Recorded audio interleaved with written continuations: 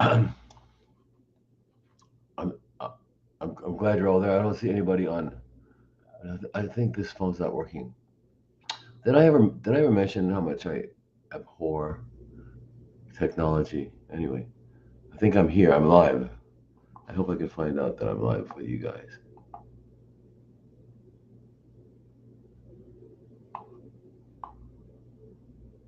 Restream, never miss a comment clip.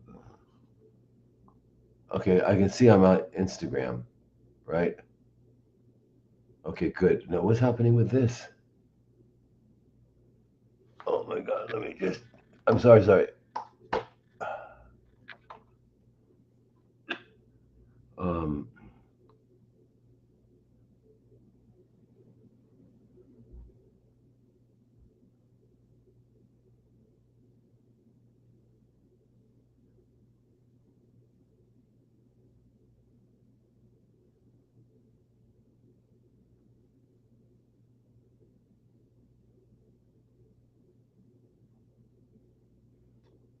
please hang on, everybody. I'm typical fashion. I don't know how this stuff works. Why no internet? Why no internet? Come on.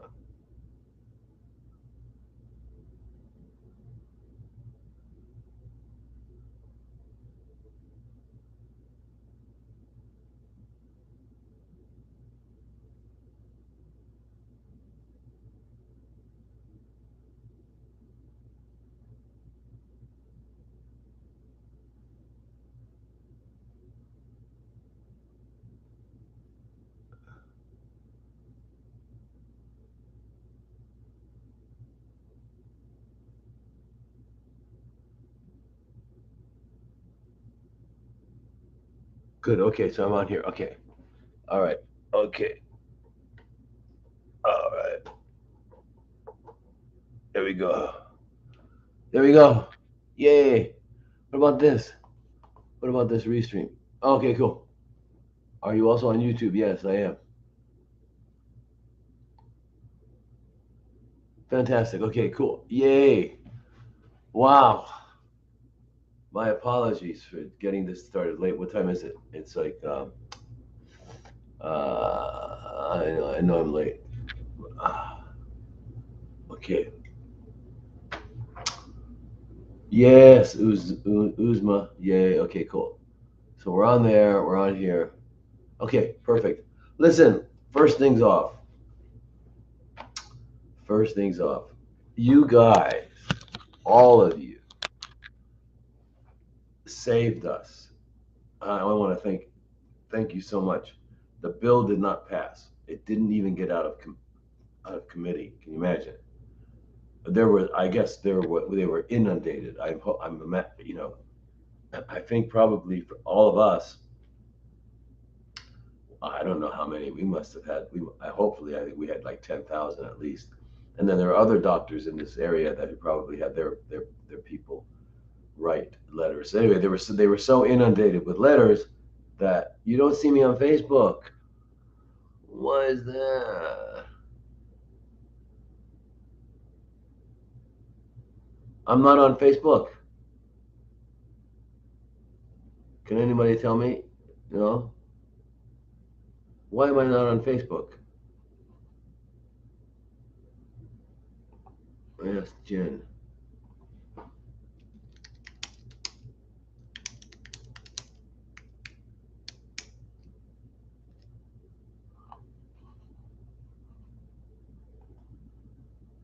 Okay, I am on. Okay. All right, cool. Yay. So we're on everything, right? Beautiful. Okay, so anyway, fantastic. We did it. And listen, there's a message in there for us.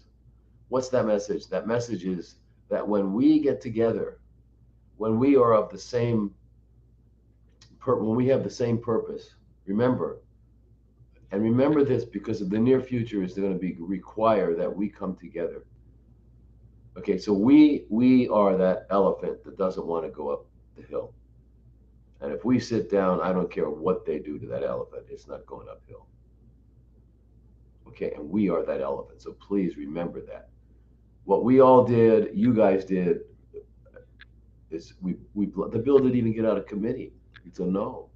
So we get to keep our Arizona integrative, what is it, integrative homeopathic and integrative medical board, right? Which allows the kind of practice that we do, right? So others, the only two, remember everyone, the only two states that have that kind of board are Nevada and Arizona, and both Nevada on cool, both Nevada and Arizona have become meccas for integrative medicine. And integrative, we mean what? We mean that we're going to do, yeah, we'll do allopathic stuff like fix broken legs and, help, if a woman's got a baby coming out feet first, we can't go to an herbalist. It won't do it. We need a procedure. We need, a surgery.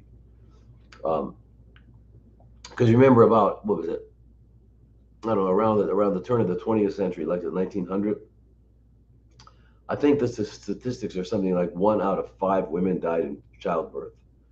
And so with the advent of the C-section, that changed, right? And that's also why. Remember, we're always told that, oh, you've never had it so good. This is the best. We're living longer. We've got more conveniences. We're blah blah blah blah. Okay, so how much of that is true? None. None of it's true. Okay. We are not living longer. And the reason I know we're not living longer, I'm not just hypothesizing, is I go wherever I go, if I'm in Europe, wherever, I go to graveyards and I look at the graveyards and I see, you know, it gives you the birth date dash date of death. And yeah, 70, 80, 90 for the majority. However, remember, if you're ever doing average, if you've been in school and you've got like let's say you got a B average or an A average, and you get 1C. Whoa. And it's so hard to get it back up. So averages are not reflective of anything except, I mean, they're reflective of something, but you gotta understand what they mean. So back in the day, imagine this. First of all, it's acknowledged by it looking getting a VPN for access. Yeah. It's acknowledged that like what 85% is what they came up with, and I think it's more than that. I think it's like 100% of illnesses are related to lifestyle. So think about that. What does that mean? That means staying up with too late with artificial lights. It means being exposed to EMF. It means eating nothing but poisonous food that's got heavy metals, that's got other toxins in it. It means being under extreme stress all the time for nothing, or being late for an appointment, or having too many appointments, or working at a job that you don't like, or having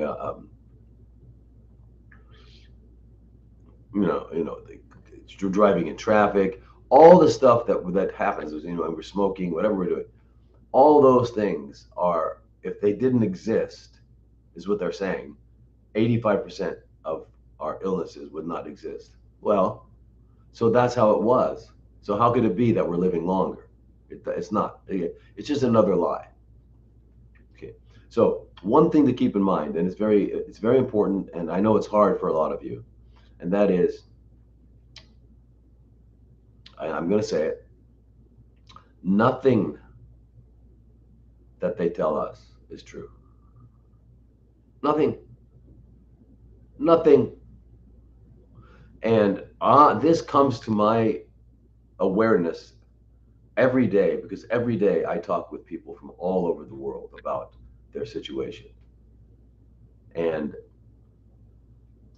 it doesn't matter what country, it doesn't matter what continent, what island, they're all under the spell of the Rockefeller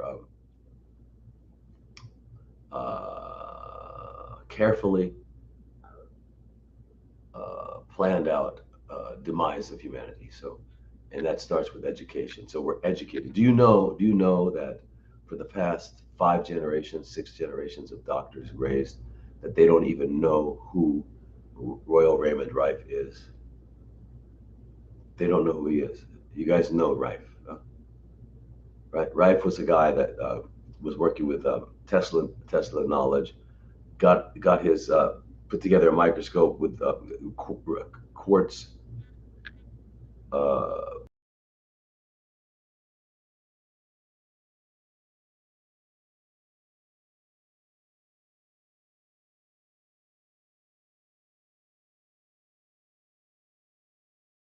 are we back? Are we back? Back.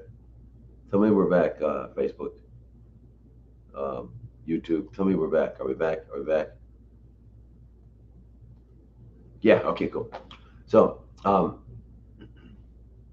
so this guy, Royal Raymond Rife, what did he do? He studied Tesla. He understood frequencies. So what did he do with 60,000?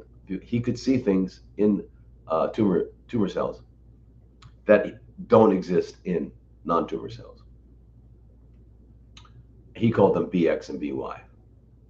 I think he called them nano-sized bacteria or nano-sized protozoa, or I mean nano-sized parasites, whatever they are. He found them and was like, yeah, but he's not. Maybe it's not true. Okay, but then they tested him and they gave him 16 terminally ill people with CFCs at USC Medical Center. So he figured out their frequency to give them 3 minutes of treatment every third days. 14 of them were 100% without, it was gone completely in 12 weeks. And then at 20 weeks, all 16. So 16 out of 16 is what you call 100%. And 100%, 100% does not happen by chance. So whatever he saw, he found that if he could eliminate it, it was gone, and then the CFCs were gone.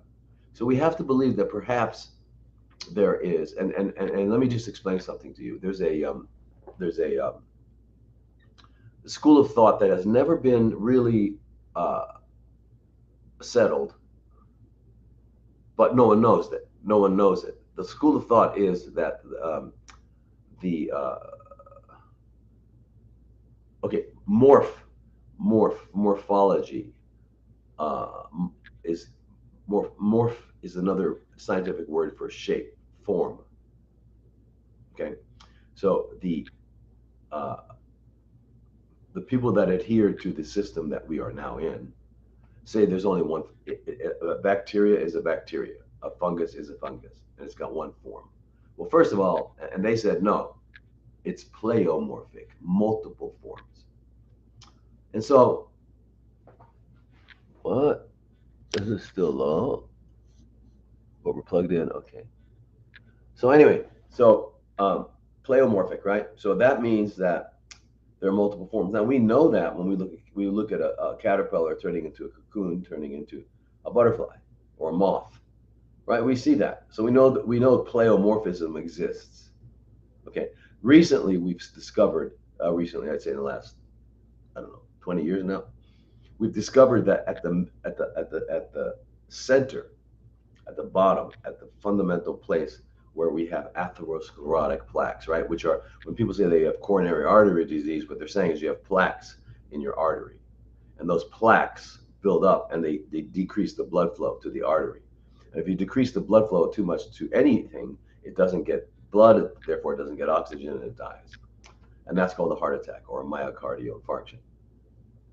So now we're finding out that what's there, a nano-sized, and they, I mean, this is hardcore literature. This cardiologists, they don't. It's not like controversial.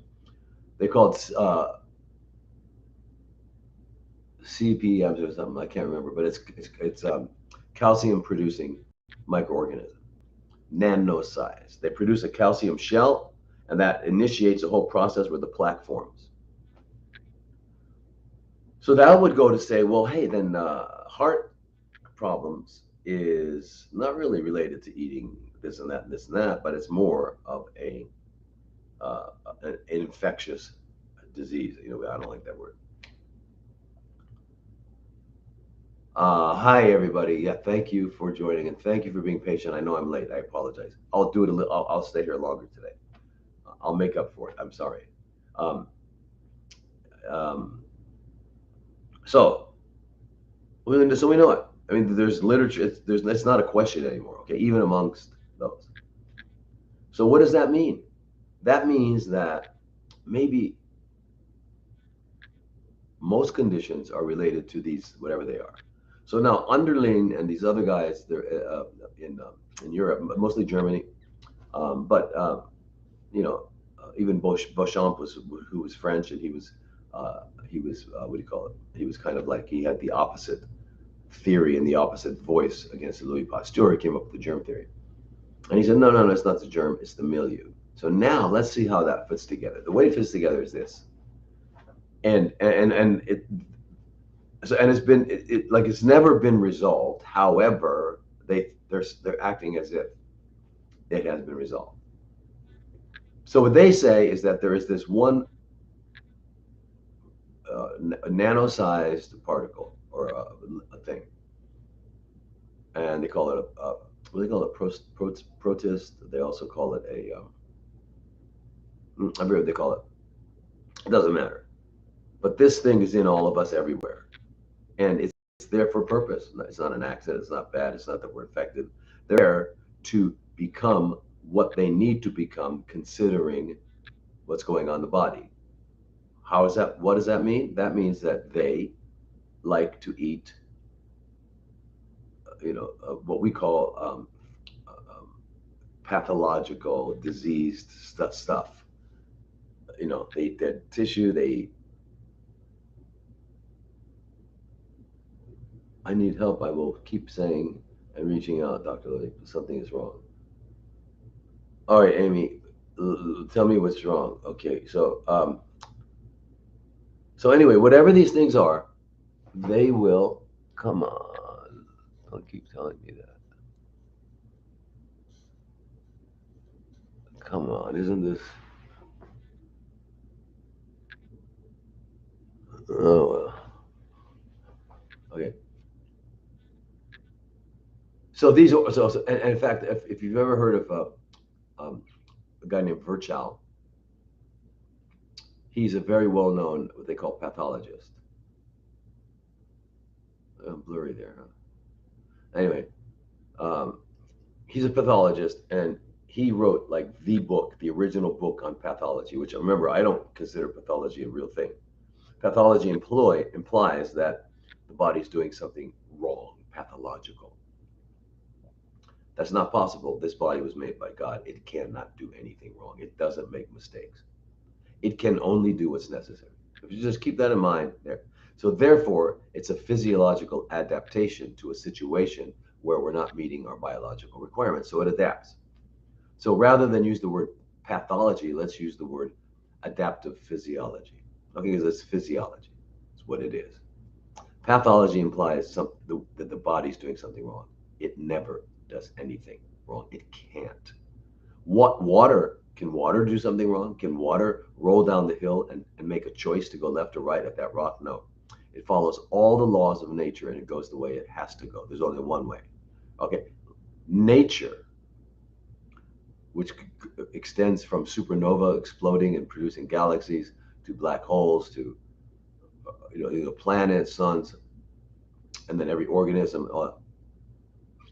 um, are doing what they do out of necessity. They were and are. They exist because they have something fundamental to their existence, to their being, and that's God. That's divine intelligence. So they can't do anything. You can't. So therefore, if our body's doing something, it's doing it because it's necessary. And so really, when we understand this in our hearts and souls, then we will never ask the question, why? Because the answer is always because it's necessary. As bad as it may seem to us, as unfortunate as it may seem, clearly it's necessary. Why do I say that? Because it happened. All right. And nothing else did happen. So anything else was not necessary. It's just, teleologically that way. So I'm glad you guys are on. Okay. So now, anyway, so the idea is that this small whatever it is. What do they call? Oh, I forgot. I forgot what their name is. Whatever it is, it's really small, like I don't know, 10 nanometers, something like ridiculously small. So it will become whatever it needs to become in the environment. So Virchow, I was talking about the guy Virchow. He's the father of, they call him the Pope of medicine because he wrote the book, the original book on pathology. I think pathological basis of disease. But he was like a microscopic pathologist. So he's considered the father of allopathy. And he said, if I had my life to live over again, I would devote my time to proving that the microorganisms are there to clean up the mess. They didn't cause it. Okay? Like if you have a pile of feces and there's flies over it, are you going to say that the flies produced the feces or that the feces produced the flies? Obviously. Okay, so that's an obvious thing. So it's the same thing. So if you got something going on in your body and they do a culture and they go, oh my God, it's an infection, these things are in there causing it, no, they're cleaning it up. Doesn't mean we, that, and I know, but I get it. It's still kind of confusing because you say, well, hey, my grandma or my husband was in the ICU in septic shock, sepsis, and they gave him antibiotics and he got better. Yes, that's true. That's true, and that makes you try to figure out, well, how does this work? And here's what you're going to come to: if you study biology, if you study physiology, if you study all these things, you're going to find out that it's impossible to know it all. It's impossible. 36 septillion, 21 zeros, chemical reactions every second in our body. Right? So, and remember, every second, and that means they're all working together. It does this, if that happens, this, if that happens, that. It's working together by divine intelligence. It's not randomly happening. It couldn't. Randomly, it wouldn't happen. It can't. Randomness means um, trial and error. Let's try this. Oh, it doesn't work. Let's try this. Oh, no, let's try this. Oh, it works. If our body was depending on randomness, on a trial and error, we couldn't exist. Okay, our body must do exactly what it has to do. Okay, so I just want you all to regain a respect and an awe for this incredible divine earth suit that we were given. Okay, and understand that it is always doing what's necessary. Okay, and the universe is not a moral universe. It's a universe that under the law of necessity. Okay, there's no morality in water going downhill. It's not a good thing to do. It's necessary. Okay, so we might, a rabbit's getting eaten by a wolf. Is that bad or good? The wolf is going to eat it and take it home to its cubs. It's how they live. Okay, well that's good for that. If we're gonna put morality in it, but it's really not a good day for the rabbit. So it's amoral. There's no morality. There's no shoulds in nature. Nature is. This is what happens. There's not what should happen. Who knows what we think should happen? How do you know? How do you know? How do you know you made that left-hand turn? You had a small accident. You wound up talking to this person, and then you wound up talking to another person who became your lifelong friend, lifelong your spouse. We don't. So if anybody ever tells you they know, or if you look at anybody and you think, oh my God, this person has their life together because they've got trillions of dollars or something. No, nobody knows what they're doing any more than I know what I'm doing, or you know what you're doing. Life is a happening, okay? But it's not even that simple, although it is. Okay, I know I probably sound like a freak to you guys, but uh, the truth is, life is a gift. It's a happening, and you're not gonna control it. When you leave your parents' house at 18, if you leave at 18, you're expected to have learned two things well enough to live. One, be able to predict the future, and number two, be able to control it, neither of which are possible. And therefore, we're always feeling guilty, rushed, blah, blah, blah, blah. I'm going to go to the store. Okay, I'm going to the store. So I go out and I get in my car and we'll start.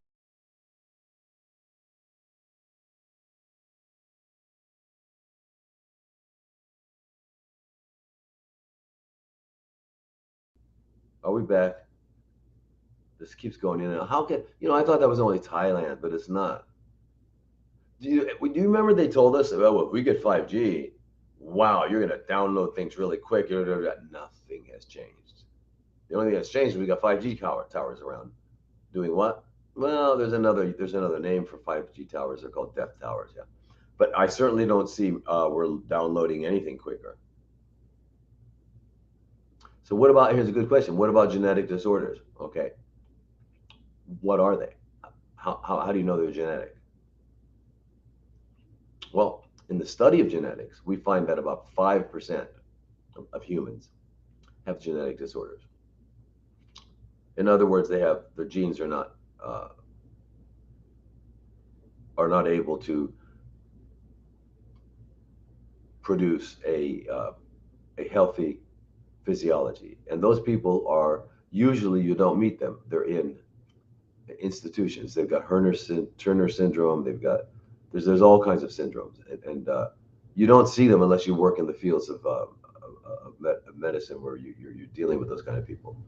But they can't reproduce. They can't do much. They're really sick people.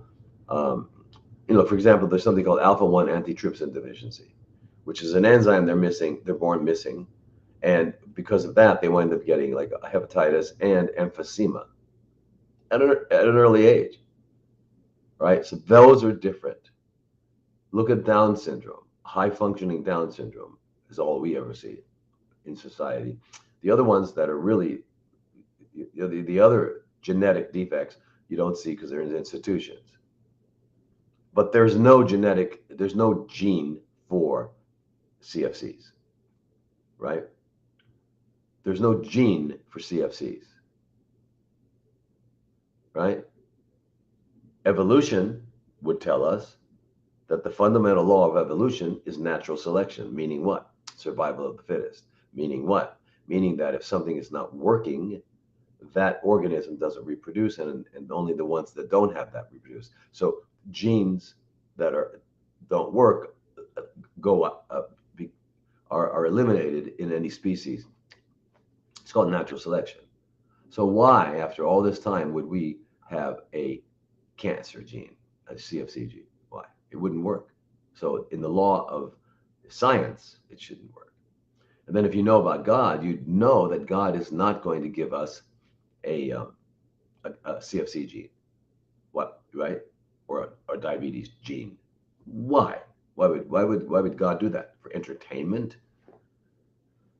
He'd be saying like, oh, hey, I'm gonna have to watch this drama for a long time. I better make it fun. No, doesn't exist. What exists is repair mechanisms don't work. BRCA1, you got one part of the repair mechanism doesn't work. It's not a cancer gene. So genetic disorders are very few. So if you're sitting here and if you went to school and you walk, you're okay. Your genes are okay. Your genes are okay. And genes can be modified by what's called epigenetics. And epigenetics is due to your lifestyle. Yeah. Right? You can have a gene. I mean, even if you had BRCA, if your lifestyle is such that the other chromosome, because you got one from one parent, the other with the other chromosome is not affected, then it still works, but it's not as fast, it's not as good. So what do you got to do? You got to live healthy, right?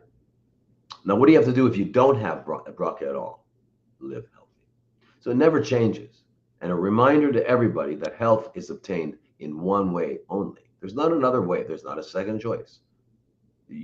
Okay. Health is the consequence of living healthy. Period. That's it. You can't buy it. You can't coerce it. You can't demand it. You can't negotiate it. That's the way it is. And the laws of nature are non-negotiable. You don't plant tomato seed and negotiate a cucumber. It just doesn't work that way. Okay, and if you think of your behaviors and the way you live and all that is as planting seeds in this body, which is our garden, um, uh, just keep in mind you're going to have a harvest one way or another. Okay, so let's just plant only seeds that we want the fruit thereof. Okay, like I can't smoke cigarettes and pray and meditate that I don't get CFCs in my lungs. I mean, I can, but it's not going to work because God doesn't negotiate, right? For people that are Christian, you remember the story where Jesus is up on the mountain. Satan says, "Come on, jump. You're the Son of God. Certainly you'll be saved." He said, "No way." I mean, he didn't say no way, but paraphrasing, he said, "No, you do it. I'm not doing it."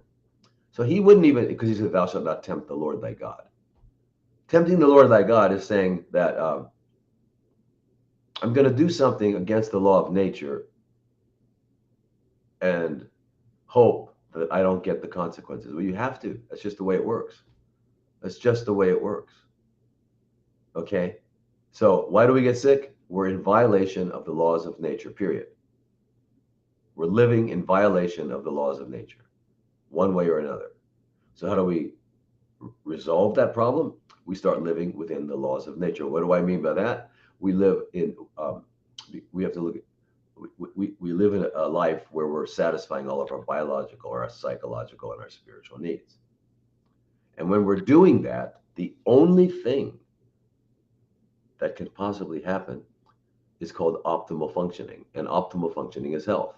So remember, you don't want, if you have arthritis, you don't want to get rid of it. If you have a heart problem, you don't want to get rid of it. If you have CFCs, you don't want to get rid of it. You really want to be restored to health. Because where there is health, there's no CFCs, there's no arthritis, there's no. And I told the story before. I had a guy with colon CFCs that went to his liver. He was really sick. He came in, took about 6 months, got rid of it. It was gone, the CFCs. But he had class 4, New York Association class 4 heart failure, meaning he could not go to the bathroom without a wheelchair and oxygen. So was he happy that he got rid of the CFCs? He really didn't care because his life was miserable. So what he was looking for is to be restored to health. I want you to understand that. And I also want you to understand that if you have CFCs, they are one manifestation of an underlying systemic toxicity. Why do I say such a thing? Can I be sure of that? 100%. How can you be sure? Well, I've had people.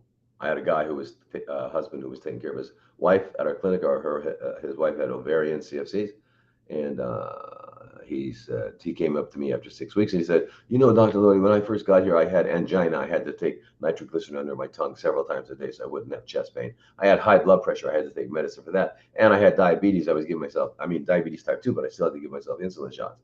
He goes, but since I've been here, I wanted to support my wife, Iris. So I did the cleansing. I even did colonics. I did everything so she would do it. And guess what? I don't have any chest pain. My high blood pressure is normal, and I'm not a diabetic anymore. So you understand? These are not separate, distinct diseases. That whole concept, that paradigm of the disease model is morphed from the germ theory. The germs are out there and they get us. The disease is out there and they get us. We got to go to these guys with the white coats and the magic potions. They're going to give us a poison that's going to fix it. But we believe, we have to understand, we believe this. We believe it. We believe that poison will make a sick person well. Can you imagine that? So I get it here. I thought, let me find a healthy person and let me give them some poison. Okay. What's going to happen? They're going to get sick. So how can I conclude that therefore, well, if I give it to a sick person, they'll get well? You cannot conclude that. Unless you're not thinking. And there's the problem. They taught us that. I have to go feed horses. I'm absolutely loving this, but I must cut off.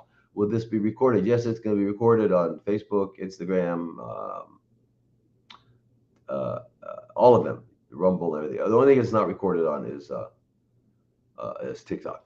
All right, all right, all right, all right. So I want you to understand that this. I mean, this is fundamental to all your questions. Okay, what are CFCs, Joel? Joel's are what I call CFCs are. You know what people call? They use the word cancer for I think something that's going on in your body, right?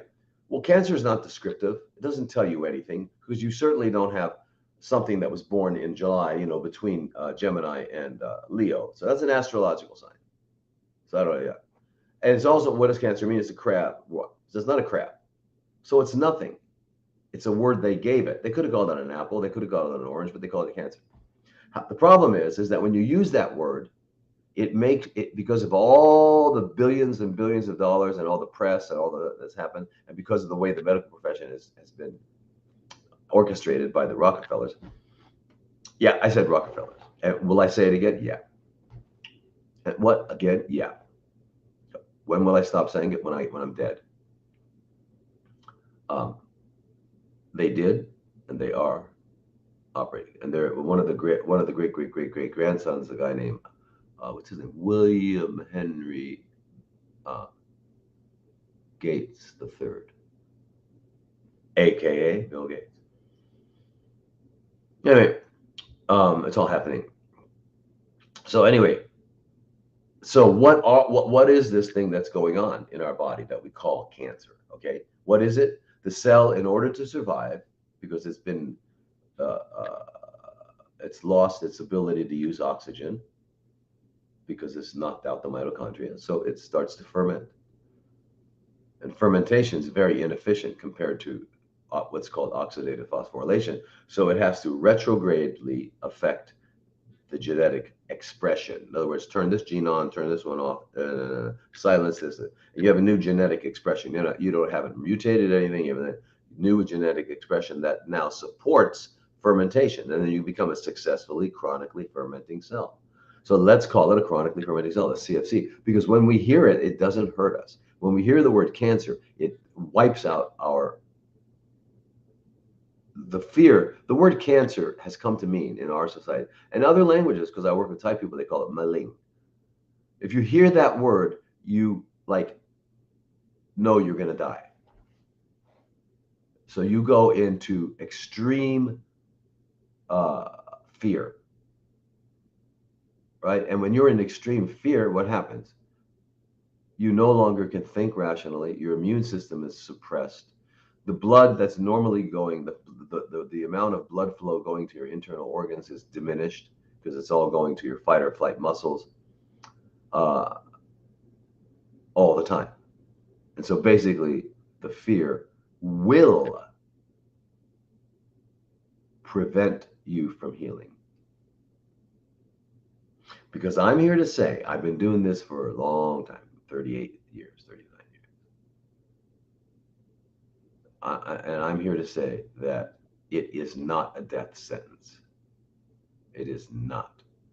It's a word. It's not a sentence. It's a word. And it's a word. It's a Rockefeller word. Yes, it was used before him. It was invented long before him. However, he's the guy that took it all the way and put the fear into it. So what are these things? They're chronically fermenting cells. So if we're going to say you have CFCs, and we're going to say, okay, that doesn't hurt. That doesn't paralyze me. Because if I think I have cancer, well, then and then these witches and warlocks in the House of Horrors, called doctors, are going to say, sorry, there's no cure, but I'm going to do this.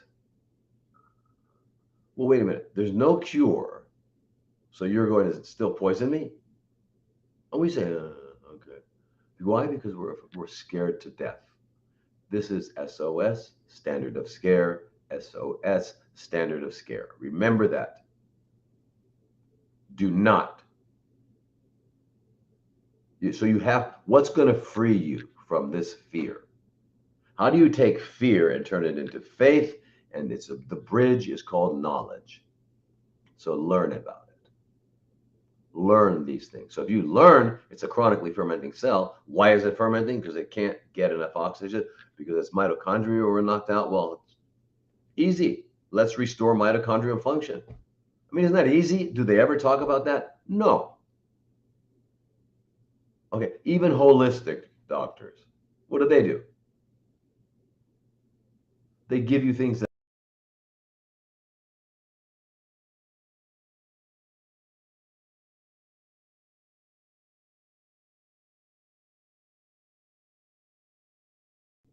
All right, I'm back now again. I keep going off. It's really crazy.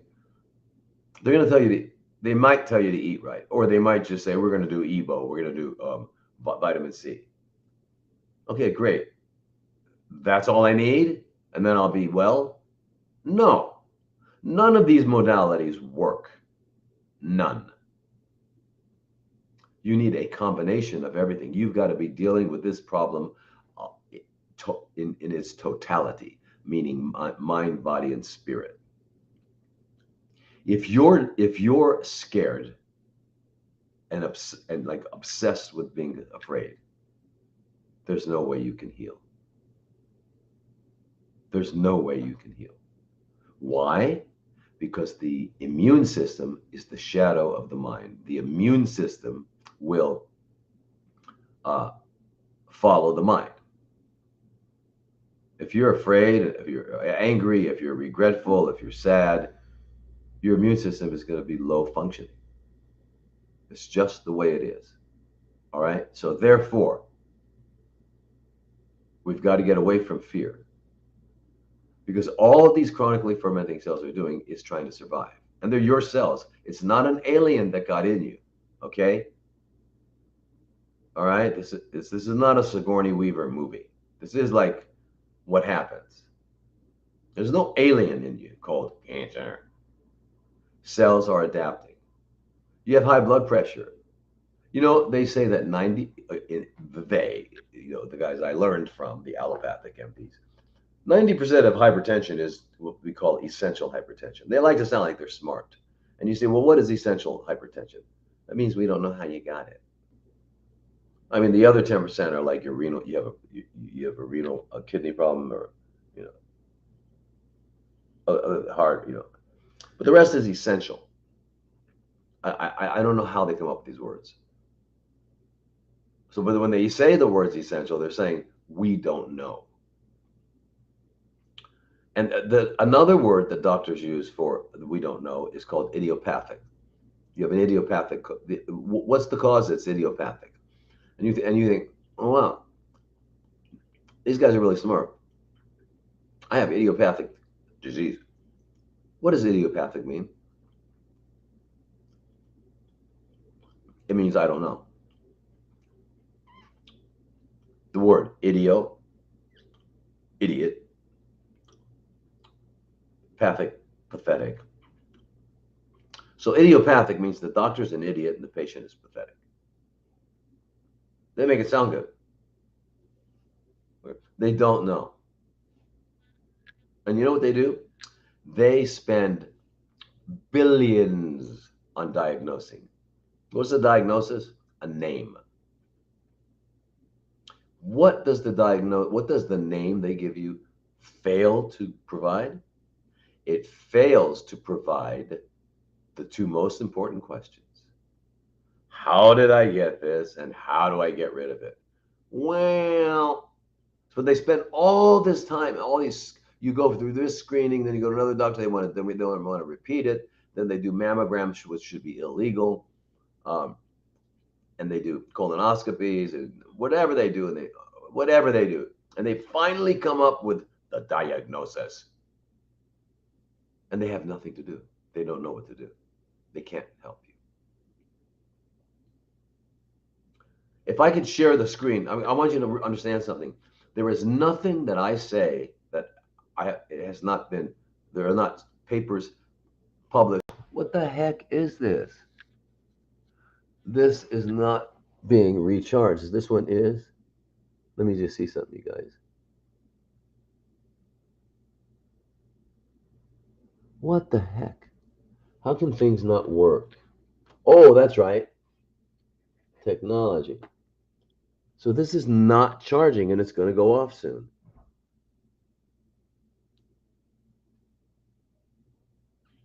Okay, we're back.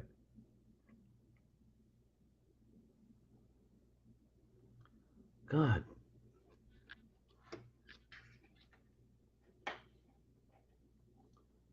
I'm sorry. Let me see. What the heck, man? Come on. 10%? Give me a break.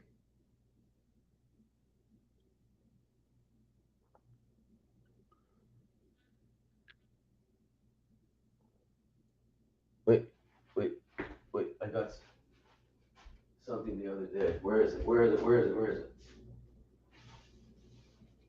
Where the heck is that thing I bought? I bought a charger. Where's the charger? Hang on, you guys. Hang on, hang on. Jeez. There it is. So let me see how this works.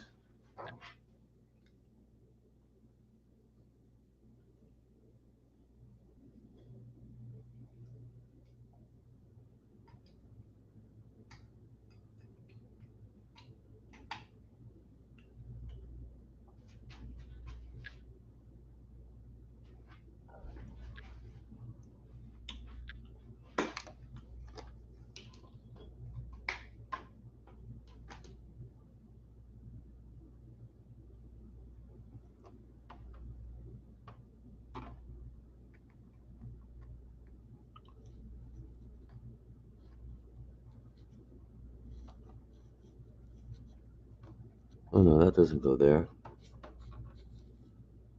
Oh shoot.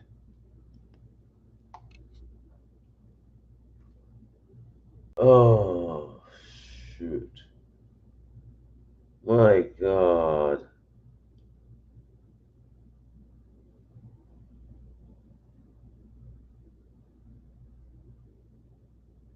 Well, maybe if I try this one in here,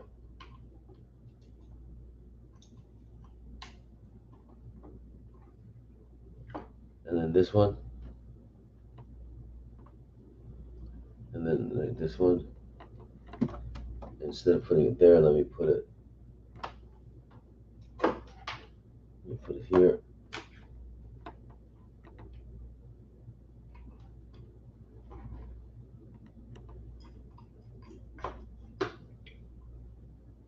Are we on now?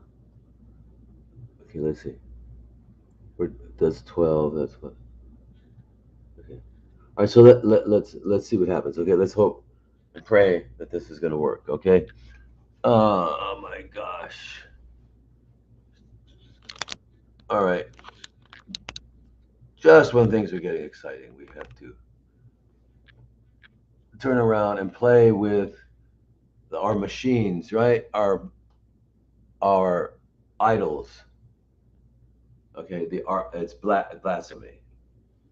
All right. So good. So everybody's on.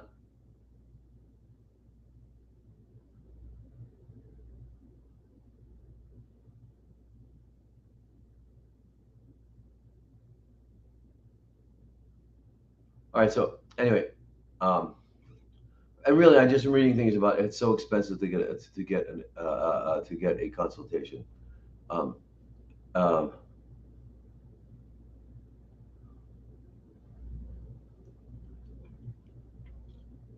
I don't. Oh, I never. I used to be less, but then that's when I had the sent. So anyway, it's just how I make. That's how I live. And I know it's 750 for a consultation for me, but you understand what that is? I'm going to spend whatever 2 hours. It says 1 hour. I don't think I've ever spent 1 hour with someone because everybody's problem is intense. So we spend as long as we need, and then I write you a recommendation, and then you send me the results of your blood test, and we keep going. And I keep, I'm always answering questions. It's not like it's a one, you know, if we need to have another consultation, then you pay for a follow up. But I mean, it's just how I can live because I no longer have a clinic uh, in Thailand where I live, I have one here, but I don't take money from it because of COVID and the great hoax. We have been we used to have like 20 chairs. I used to have 20 patients, 20 students at one time. Now, because you got to be far apart because there are germs, so now we can only have 11. That's why we have to move. We have to move so we can get 25, 30 people, and then we could because but we're not. It's not like we're making a ton of profit, like 20%.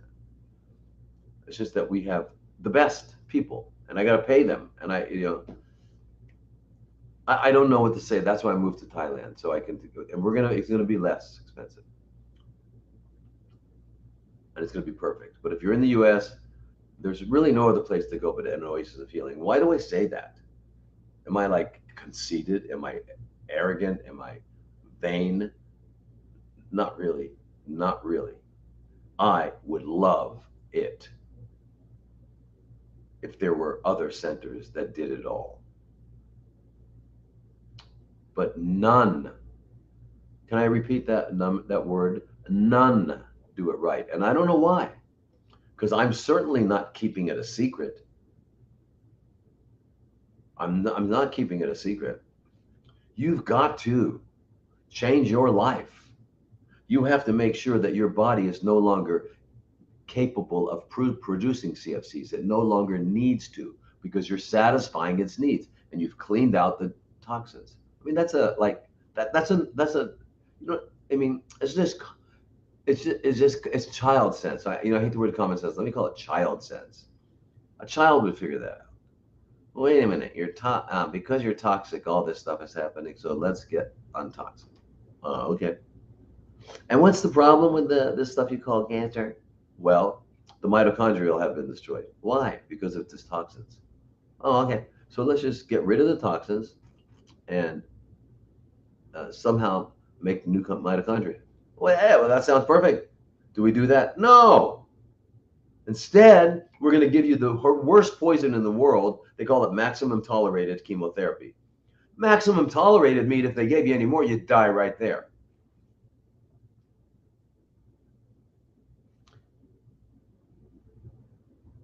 And not only that it doesn't work, it makes it worse. It makes sure you're going to have metastasis. Do you ever need chemo? Yes. There are situations where you got to have it. But if we're going to poison someone, let's be rational about it. Let's make sure we get just the target and not the rest of the body. You got a fly on the wall. Let's say a scorpion or something. You can take a dart or collect it and pull it out. Or you can take a shotgun and blow your whole wall out. And that's what they do in the hospital. They blow the whole wall out. All right? Let's target it. If we're going to poison, let's target. Do we ever have to do radiation? Yeah. You got a big tumor on your spine. You got a big tumor in your brain. There's no other choice. So, do we need surgeries? Yeah, it's about your ability to have a bowel movement because it's in your descending colon. You have a tumor it can't get through. If that closes off, you can't eliminate and you will die. We have to do surgery. Yes. You got a little lump here. Do we have to do surgery? No. Why? Because it won't help. Can I repeat that? It won't help. There'll be a few people, maybe 1 out of 1 million, that'll say, but I got it and it worked. Fantastic. I'm so happy. But it didn't work because you got it out. It's just because your immune system was okay. You were able to take care of it. Blah, blah, blah.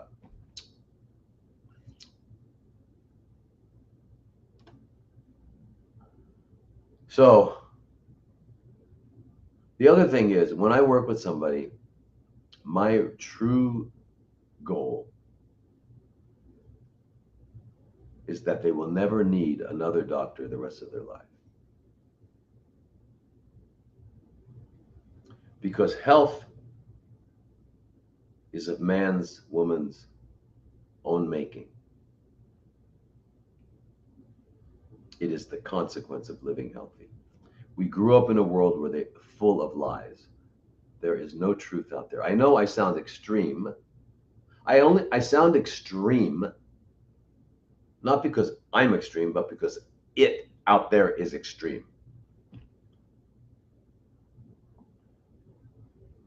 You understand?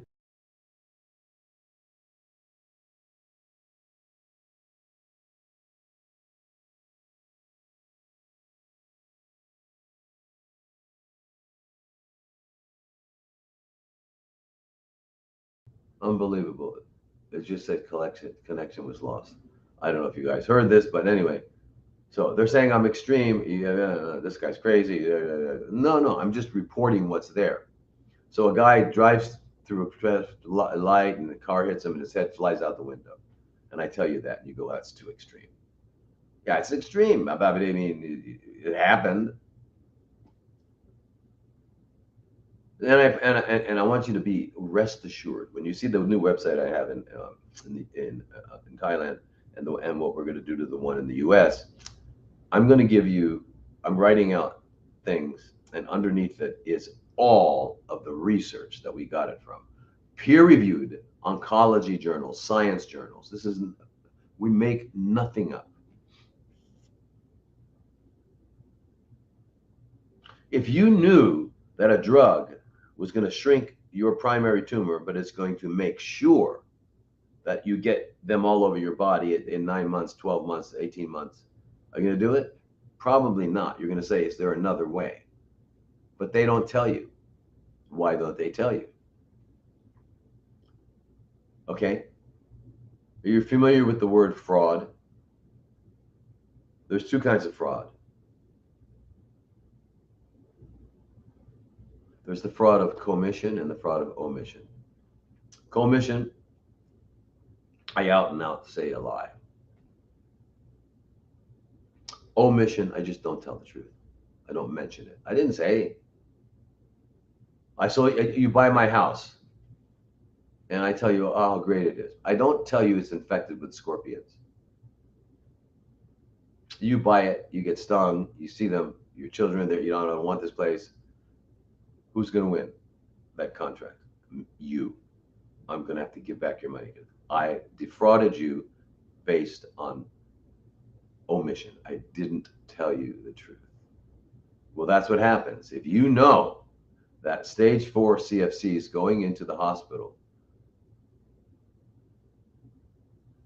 that you have about a 2.1 or 2.3% chance of being alive in 5 years. If you know that, you're going to say, wait a minute. That means I have a 97% chance of not being alive in 5 years? Do they tell you that? No. Actually, they do. They say there's no cure. Okay, if there's no cure, then I'm not going to come see you. Why should I see you? Is there a reason to go to you if you're telling me that the outcome is death? No. But it's the only thing I have. No, it's not the only thing. Do you know that people who do nothing, they don't change their lifestyle, they do nothing, live 4 times longer than people who go into the standard way? It's a published study.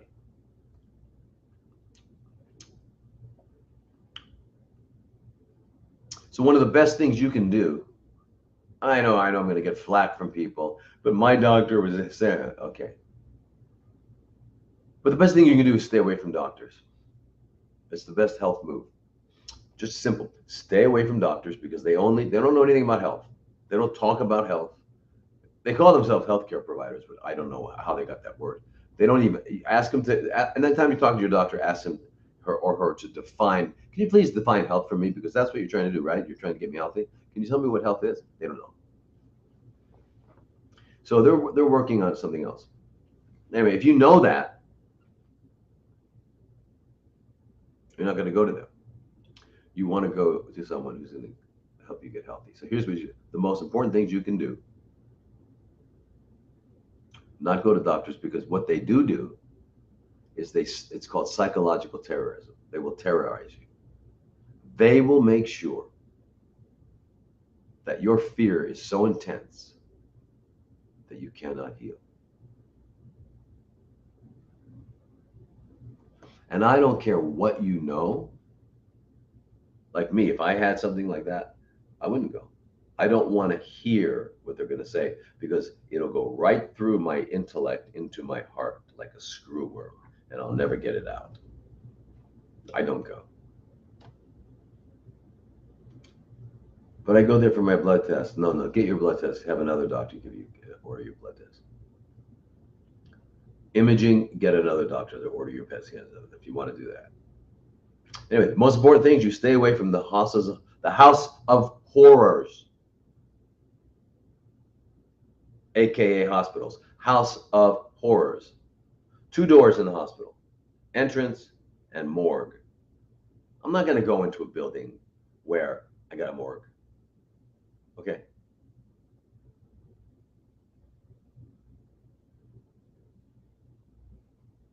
Okay, so look here. I had IDC.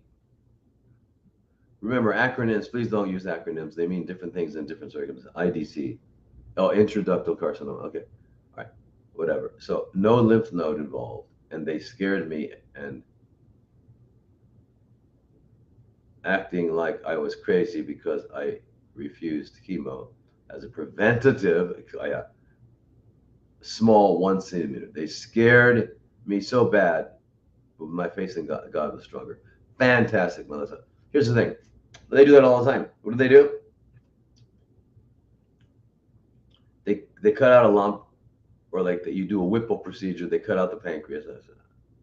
Uh, whatever they do, they cut it out. They got it all. Okay, doc. Thanks. We're done, huh? No, no, no. Now we want to do chemo and radiation. You go, why? Didn't you get it all? Yeah, yeah, I got it all. But you know why they want to do it? Did they think about you, the human being? Did they like consider you and your lifestyle and all this? And then they looked at the data and they came up with a conclusion that they felt was right. No, they're following algorithmic protocol. How often? 100% of the time. So don't think my doctor wants to. No, no, your doctor is doing what they're following the guidelines. Now they call them guidelines, but they're really instructions. And if you don't do them, you're outside of the scope of your practice. Anyway, so thank you everybody for helping save the homeopathic and integrative medical board in Arizona. Because now, you know, when I was at other places in other states, if I did vitamin C, I did ozone, I had to go to the board and defend it, and I won. But here somebody complains. It's usually doctors, those freaks in the hospital. They usually say this guy's giving ozone. So my board now and here in Arizona says great. That's why I'm just so grateful that all of you for saving it, and I could see that you were all like as angry as me, and you wrote your letters, and I'm just telling you it helped. We made it. So collectively, remember, regarding the whole thing that's going on planet Earth right now, we need to get together. Use the power of our numbers. Remember, we are that elephant. That elephant that does not want to go up the hill. Go away. God. We are that elephant that does not want to go up the hill. Okay? All right. All right. You can't get the elephant up the hill if he doesn't want to go. That's who we are. So together, we've got to stick together. Remember, and the answer for what's coming, everybody, don't be afraid. Do it, because we're not talking about anything less than the end of humanity. This is like, there's nothing more like, I don't know how to, what word?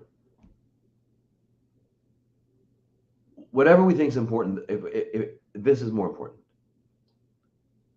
The end of humanity.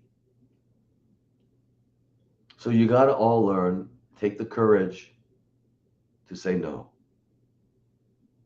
Well, yeah, if I want to travel, well, then don't travel. Yeah, but if I want to be able to go to the mall and then I can't go, don't go to the mall because but you get to live.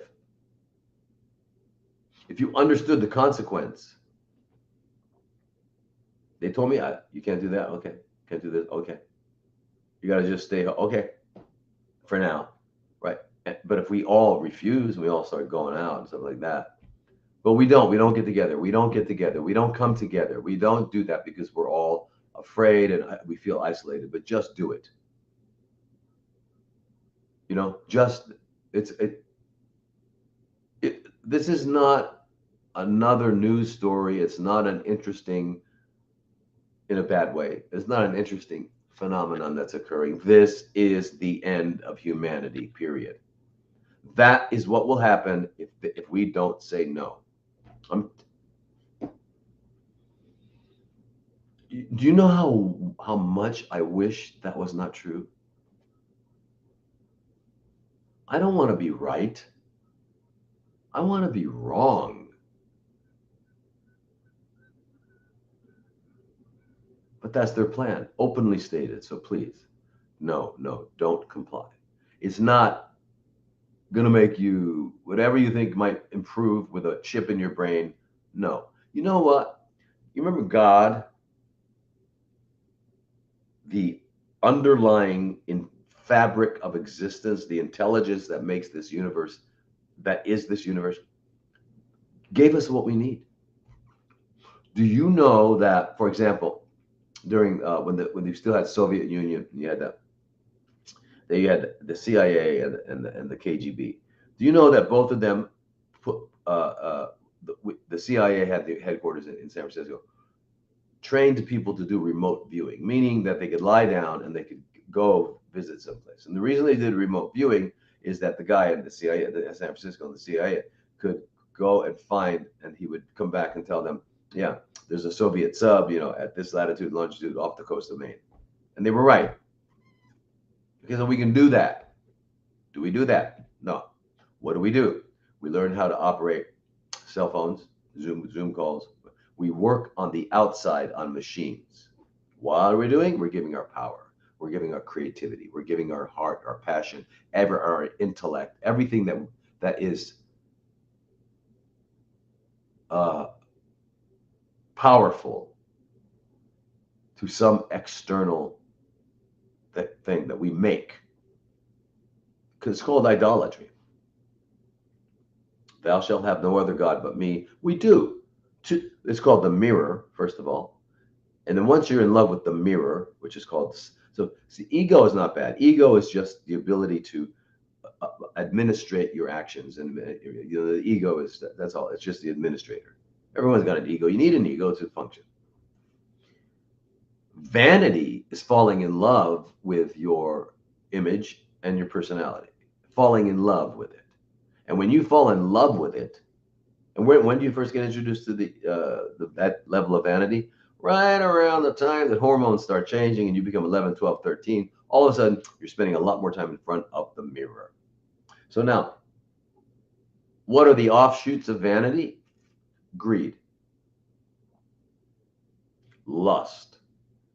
And when I say lust, I mean it's normal, but I mean when they say lust, they're meaning where like that overshadows all things. All you do is this. No. Sexuality is actually a second chakra. Actually, sexuality is how we all get here. It's not a bad thing. It's like a necessary thing.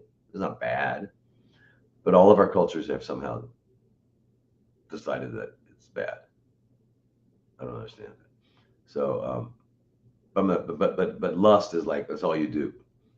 Gluttony, So we think of all what they call the seven deadly sins, but they're all related to feeding the vanity. And if you remember Solomon, he opens up Ecclesiastes, beautiful book, fantastic. Vanity, vanity, all this vanity, saith the preacher. All right? And he says, one generation comes and the next one leaves, and there's no remembrance of the former. Meaning everything that we think is important right now will not even be in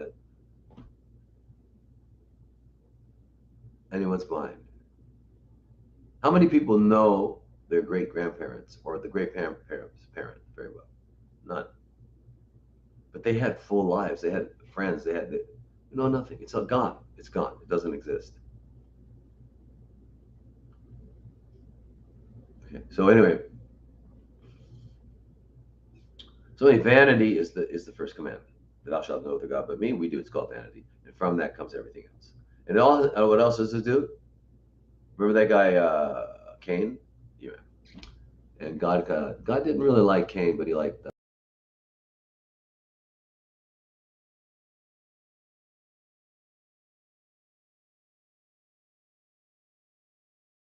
Okay, we came back. We keep going off. I don't understand it.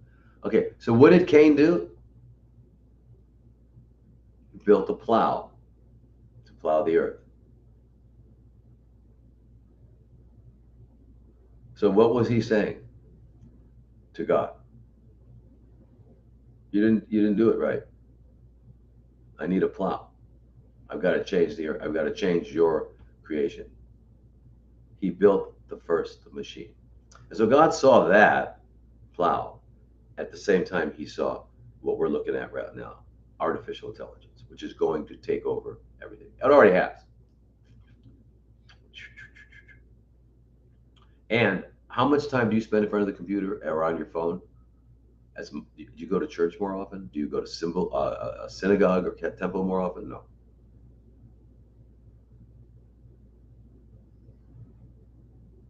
It has taken over. Worship, we worship it. How do you define worship? Well, you can define it many ways, but I like to define things behaviorally, right? If I say I like you or I love you, but I don't spend any time with you, it doesn't quite make sense. I love God, I believe in God, blah, blah, blah, but I go on Sundays, or I go, it starts Friday night until Saturday night. Oh, okay. And I go to that church over there because that's where God lives. He's not anywhere else. It's not a he. I mean, the point is, there's an old saying, I love it. I can't remember who said it, but religion is not the creed we preach, but rather the life we lead. It has powerful words. Another powerful group of words that I'd like everyone to remember is by Herophilus, like 200 BC. He said, when health is absent, wisdom is useless, wealth is useless. I'm paraphrasing. Everything's useless. Nothing else matters without health. Without health, you can't be a good mother or father. You can't be a good friend or daughter. You can't be a good worker. You got to have health first.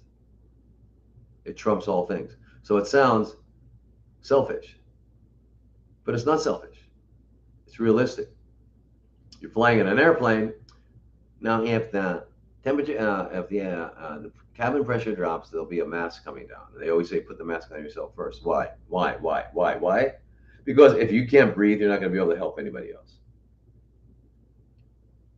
Same thing.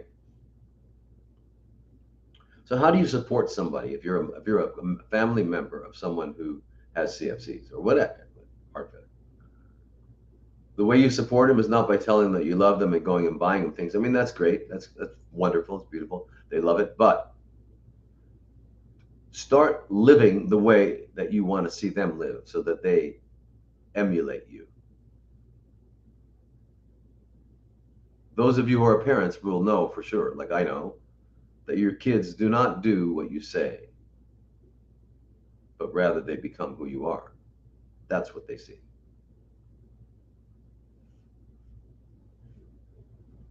All right. Anyway, I know I've skipped a lot of stuff I wanted, but I just think all of this is important. And I think we have to understand, we have to put what we do in context. Um, yeah.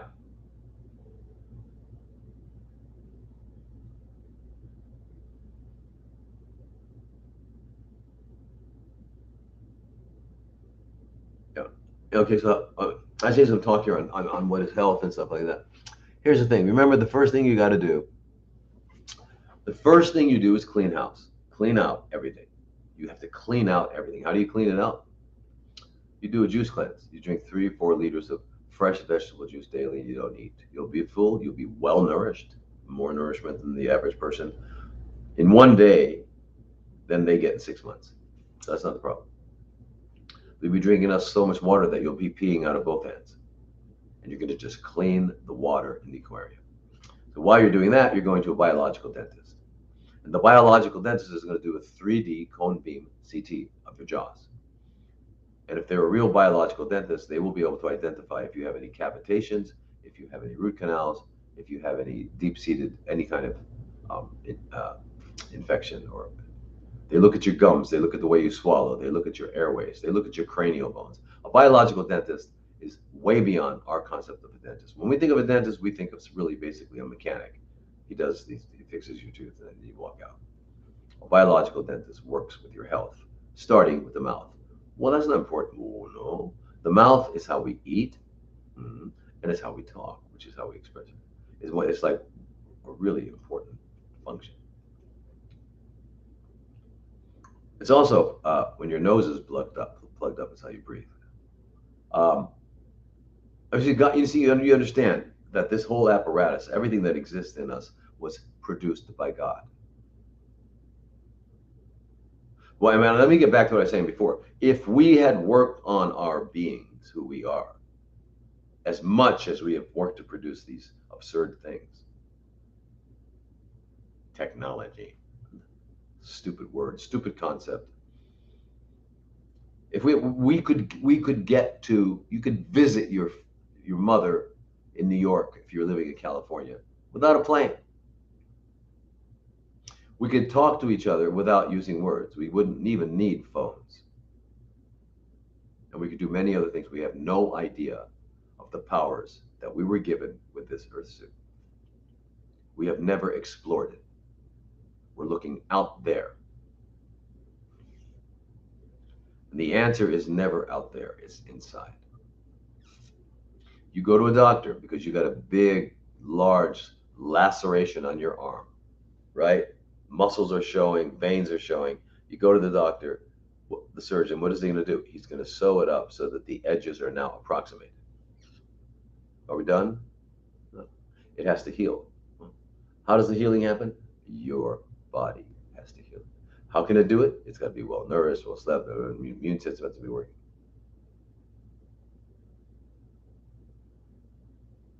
Health is a consequence of living healthy.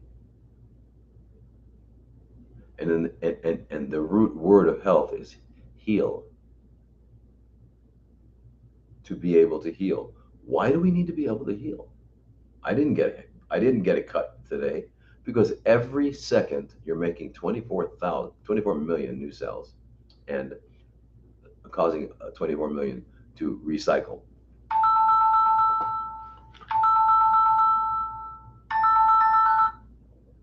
Sorry.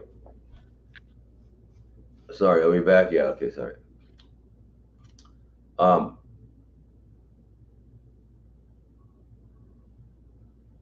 so healing is something that's happening every minute, every moment. So the ability to heal is health, right? The ability to heal. In other words, the ability to repair. And that means to regenerate, rejuvenate, and procreate. Now, this is what we were told in Genesis 1:28. Go forth and multiply, take care of yourselves, have dominion over the animal.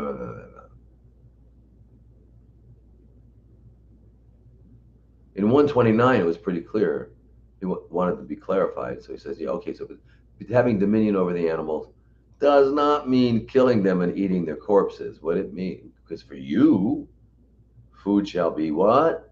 Oh, every fruit-bearing seed, which is on the face of the earth, that's food for you. I didn't say that. Moses said that under the direction of channeling of God. And it kind of probably true since in those days we lived 912 years on the average. And then as soon as the flood came and Noah, Noah's ark, and so God said, ah, okay, you guys can't do it. You're gonna act like hyenas. So go ahead, eat the hyena, eat like a hyena, which we did. We started eating dead animals, and our lifespan went from 912 to 120 within five generations. How are we doing now?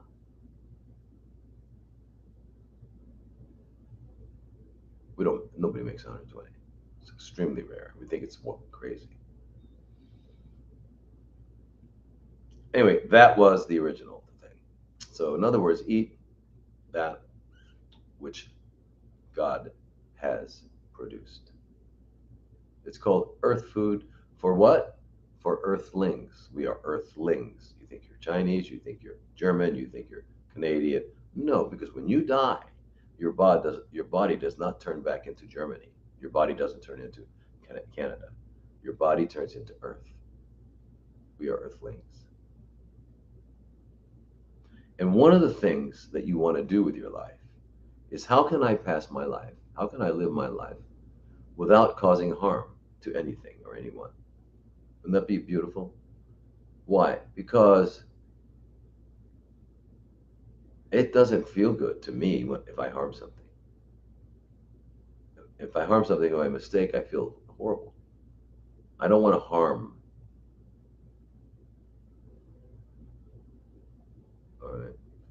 In India, they call it ahimsa. And Hippocrates said, above all, taking the oath, above all, do no harm. So let's do that. So let's make sure that whatever is on our plate to eat arrive there without violence, without death. Because I don't think, in fact, I know that none of the animals' corpses that we eat, the animal did not volunteer. They were murdered. And they were murdered why? Because you need it to live like a lion? No. In fact, you'll live better. You'll be healthier. We're either murdering them ourselves, or we're hiring someone to murder them. Even if we don't know who it is, when we pick it off the shelf, we've paid someone to do the murder. We're murdering it for our pleasure, because I kind of like steak. I love fried chicken. I love whatever it is. Oh yeah, pleasure. So it gives you pleasure. So sanctioning the death, suffering, pain of another being for your pleasure does not fall into anyone's ethics, I think. Morals. Think about it. What if there were aliens that love the taste of humans? Is it okay? Just shoot them and kill them, eat them? No. Let's not look at killing. Suppose somebody wants to have sex with a woman and she doesn't want to. So he rapes her. Is that okay? No. There's a rape, murder, all these things. So here's the way: live our lives in a way that we live within the requirements of our biology, and don't harm anyone. In fact, inspire others to do what you know is helpful. Anyway, that's just my bizarre take on life. Anyway, so let's do some Sunday Night Live stuff, which is, what am I looking at here? Where is it? Where is it? Okay, here. Okay. Thank you. I'm on. Yeah, there we go. Okay. Now, I didn't get a chance to review these at all, so there we go. Hey, there we go. Okay, so these are the questions for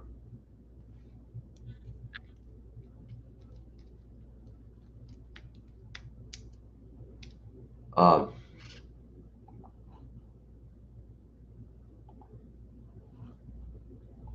today, which is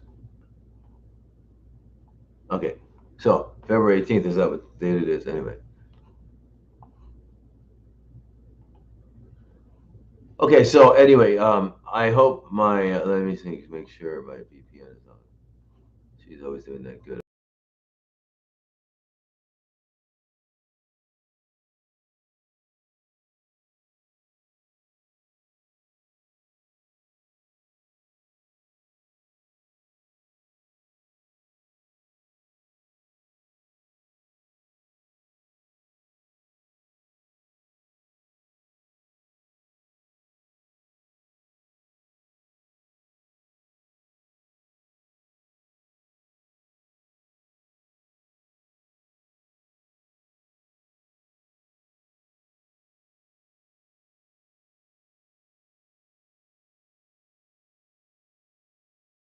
Directly help in my centers. So I'm training doctors and everything. And remember, doctors are one part of a team.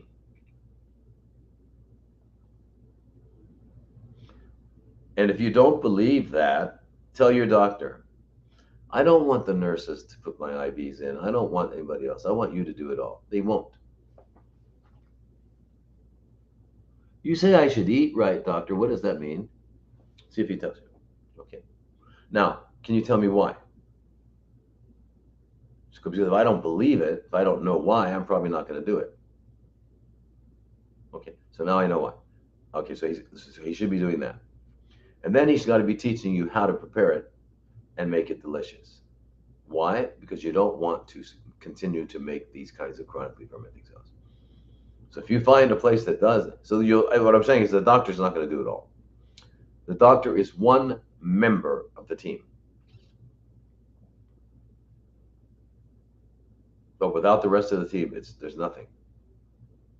The surgeon in there, he's the greatest surgeon in the world. He's got helpers. He's got. I mean, there's people there sponging and it's not just. So get away from that idea of idolizing any doctor or anything like that, or anybody or anything. Okay, so now if you find of a place that does all this stuff, please let me know.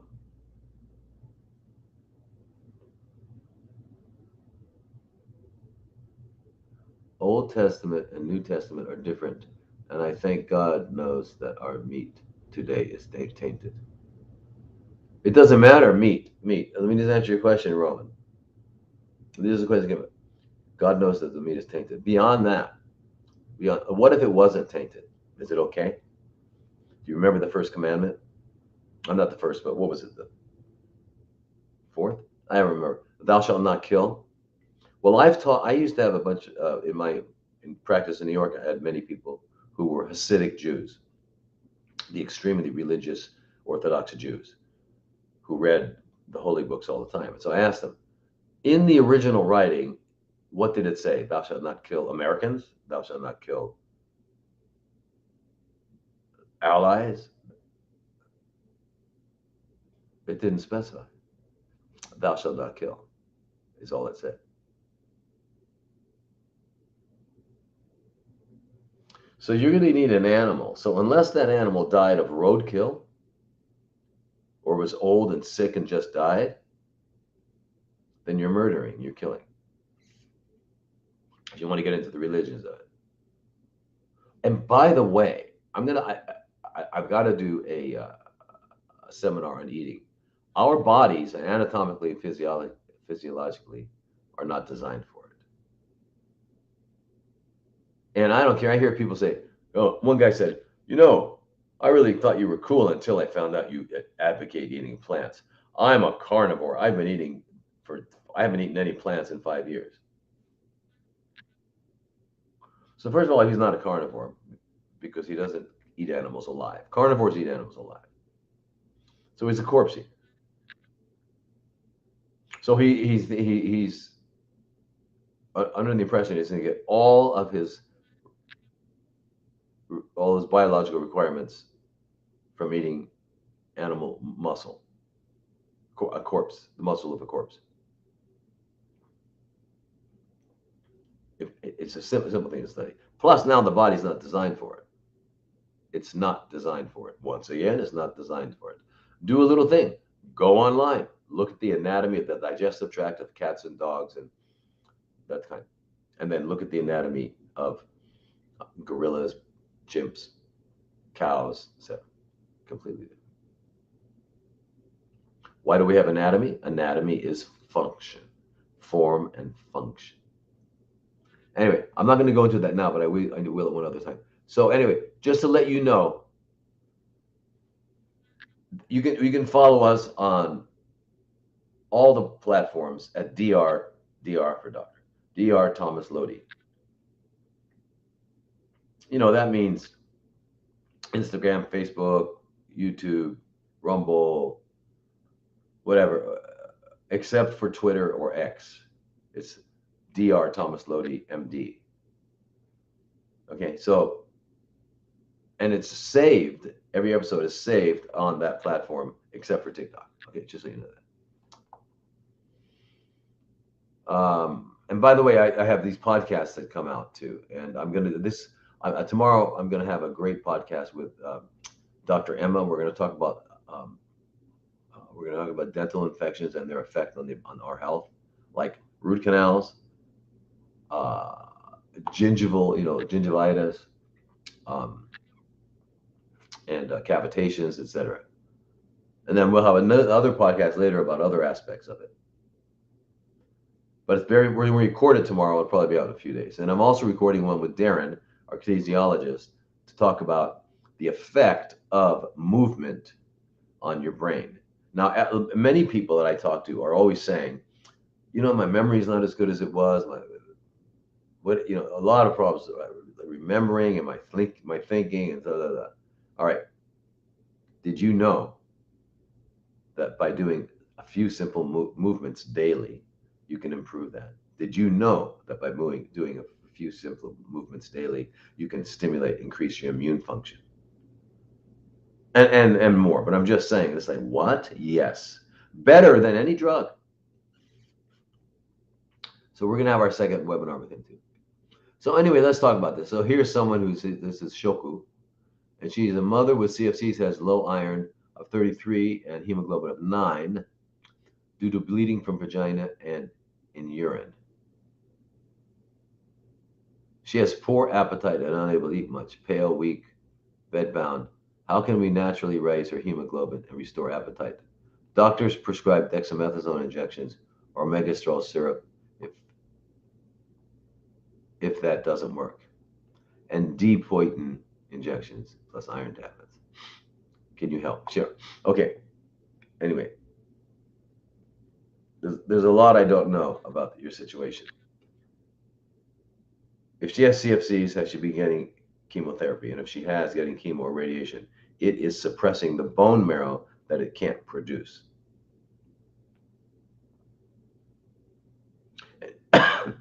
And in those situations, iron goes low because since CFCs need more iron than normal cells, they have uploaded many more iron receptors called transferrin receptors, like 15 times more. Which meaning if there's any iron around, they're going to grab it first.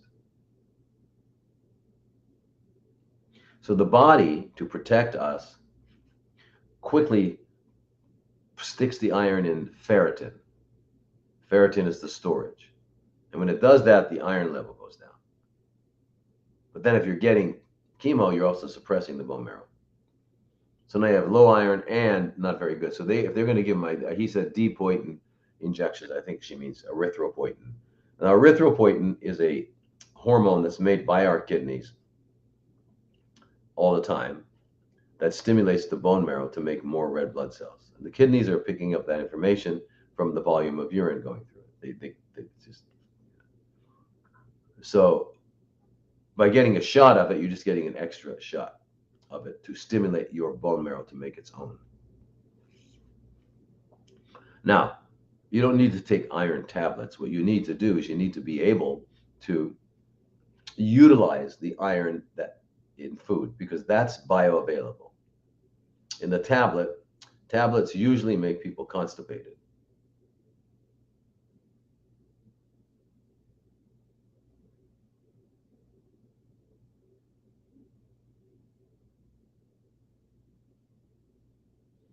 Okay, so I was just reading that. Sorry.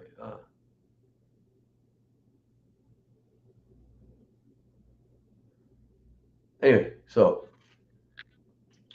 when you eat spinach, for example, but it's not just spinach, but we know it's spinach. Other green vegetables have iron. Found all vegetables have iron, magnesium, calcium. They're all that we need. What and why do we want to get it from a vegetable? Because you simply cannot pick up a handful of earth and eat it. You can, but you're not going to absorb much of it. It's not bioavailable.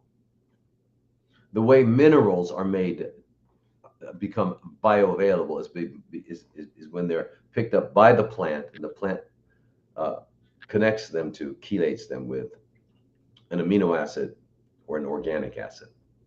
And we eat the plant because we can absorb the organic acid or the amino acid. Along with it, we get the mineral. So that makes it bioavailable. Okay. Now, what's the problem? Well, the problem is that iron is stored in plants and everywhere in the body and everything in a iron 3 plus. It's called ferric. That's an inactive form. It's active when it's in the Fe2, 2 pluses, not 3. What does that? How does the ferric, the 3 plus in the food, become ferrous so that we can absorb it? Because of the amount of stomach acids you have. So no, don't take proton pumps inhibitors. Don't take those. Don't take antacids. I mean, if you have pain, you need an antacid at that time. Okay. But for the most part, don't take them. Instead, take hydrochloric acid, pepsin, HCl. You can get it at anywhere. I mean, any health food store, any online type thing. Um, and you know what, everybody? Let's get away from ordering things online as much as possible, okay? Come on.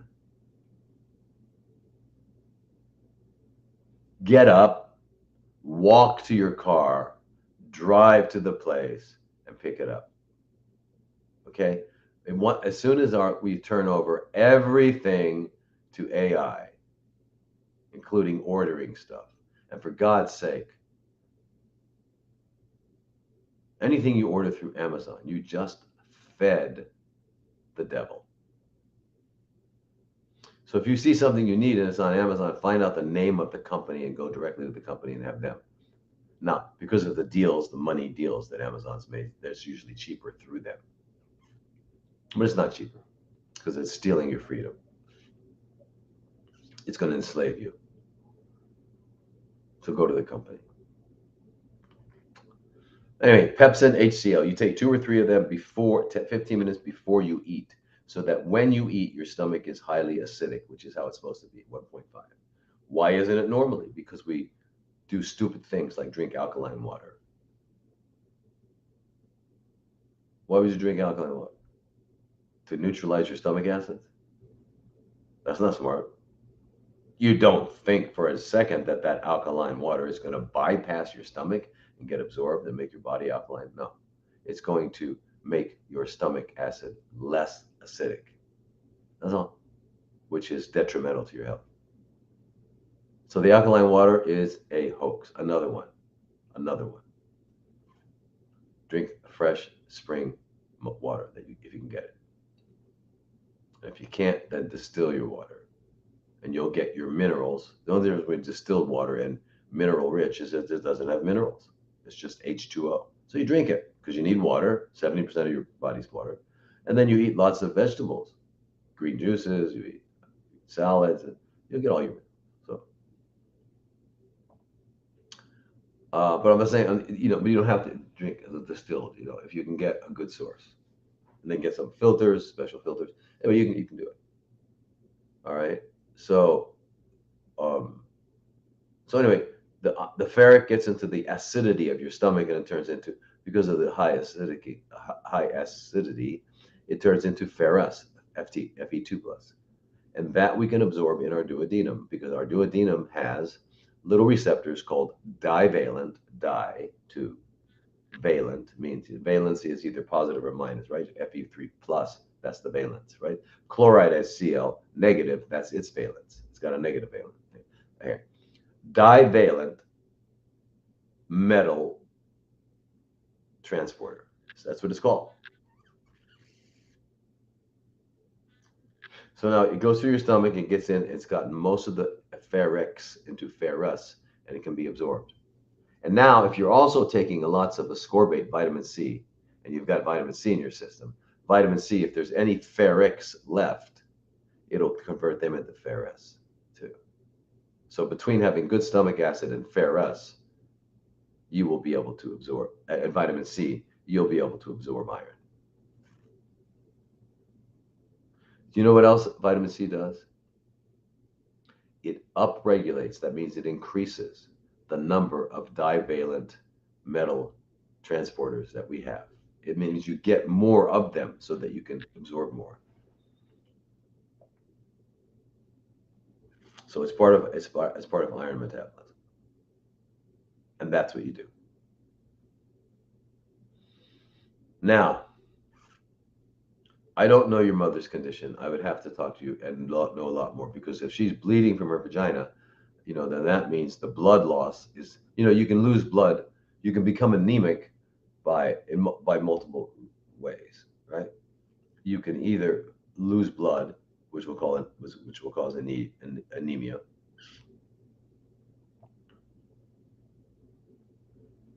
Right. Okay. So I just quickly, the lady saying here that she suffers so much from acid reflux over the last 7 years. Try, when you're getting it, to put acid in there. It sounds counterintuitive, but try it. Put either the hydrochloric acid tablets, or you can even drink apple cider vinegar, but that's a pH of 2, so it's still not low enough. But it's better than nothing. Don't decrease the acid. It's not an acid problem. And you'll see. Also, what are you eating? If you're eating carbs, so certain things that cause the esophageal sphincter to stop drinking alkaline water. That's ridiculous. You do not want to alkalinize your stomach. Listen, what I say is like not popular. What I say is against what even the holistic doctors say. And why do I say it? I only say things that are true, things that are compatible with physiology, biology, and nature. Those are my references. My references are really not, some bizarre study somewhere. Although I know the studies.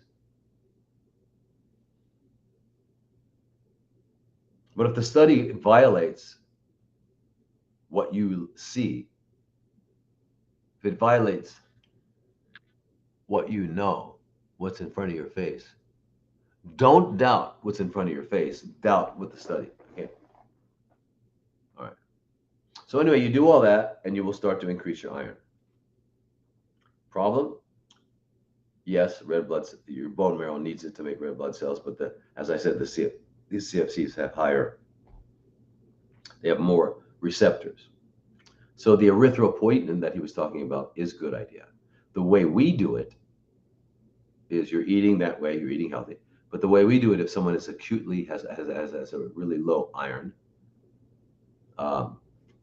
and they're anemic, below 10, hemoglobin below 10, then we give them intravenous instead of subcutaneous erythropoietin, following it by intravenous venifer, which is IV iron. Why? Because the erythropoietin will go to the bone marrow and make it go, come on, come, iron, iron, iron, iron, iron. It signals for iron. So now you infuse the iron, so the iron will say, okay, yeah, you got more receptors, but this guy's calling me. So you're able to get the iron to the bone marrow. It's got to be IV, though. And you still eat right. You eat so that your body turns it into ferrous, so you can absorb it.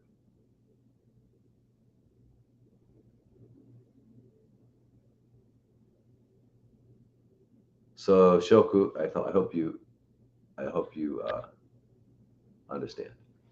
Okay, I continue to see pop-up advertising for hydrogenated water bottles. Is hydrogenated beneficial for our cells, or is plain Drinking purified or distilled water best. Thank you. Okay, good question. Hydrogenated. What we're talking about is molecular hydrogen. Remember, when we talk about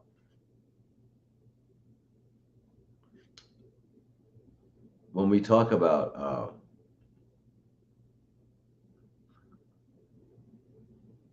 the fundamental physical elements that comprise the physical universe, we're talking about elements, or they're also called atoms.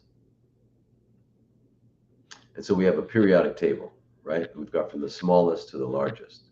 What is small? It's the number of protons. Protons are in the center of an atom, right? And on the outside of the atom, I mean, this is our way we visualize it. It's not really like that. Are the electrons, right? So the proton is positive, and electrons are negative, and they're together. So the first one is called hydrogen. It's got one proton and one electron.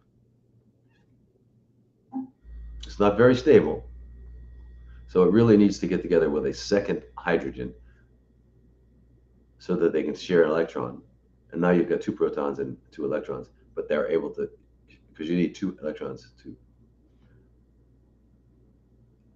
interact with other chemicals. So, and that's called molecular hydrogen, not atomic. Atomic hydrogen is just the atom, one proton, one electron. Molecular is how it forms in a stable way.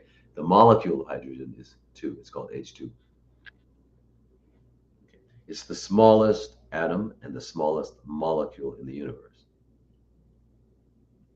Our colons make 10 liters a day of hydrogen gas because hydrogen is a gas and it's natural.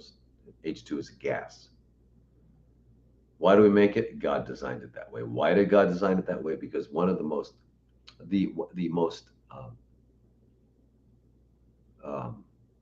ubiquitous and fundamental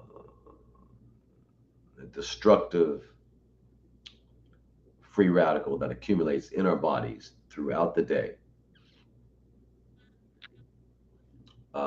is the hydroxyl radical, which is OH negative. Now, OH negative in other metabolic processes is necessary. It's a necessary biochemical intermediate that is just that way for a minute and then it becomes other things. So it's used. However, it's also the end product of poisoning. And it winds up accumulating in our bodies and it's extremely destructive. It destroys cells. And for that reason, God gave us 10 liters during the day and then he gave us melatonin at night.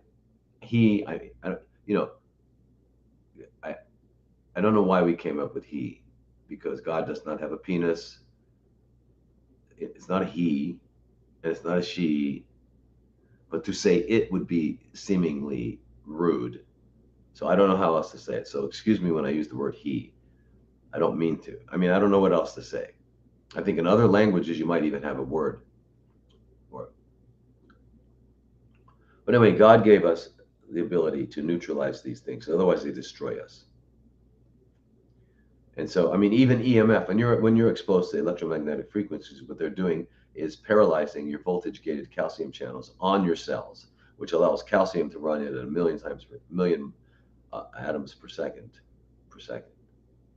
stimulating nitric oxide production, which become peroxynitrites, which ultimately become hydroxyl radicals. That's the damage of EMF on a cellular level. And hydrogen comes along, doesn't need a carrier, doesn't need anything. It's so small it goes through all cells and membranes. And when H2, which is hydrogen, runs into an OH negative, it turns into H2O, which is water. Who thought of that? Oh, that's right, God. Huh. So, and the other one is melatonin. Every night while you're sleeping, melatonin is the night janitor. Every melatonin molecule picks up 4 hydroxyl radicals. So you don't just take melatonin to go to sleep. You take it to clean up your biochemical mess in your body. You know, the third thing it does is it stimulates your natural killer cells, your T cells. It's an immune enhancer. So it's like, yeah. And it's not a hormone. It's a neurotransmitter. It comes from the pineal gland in the brain. So you can't take too much of it. If I take too much, then will I still make melatonin? Yes.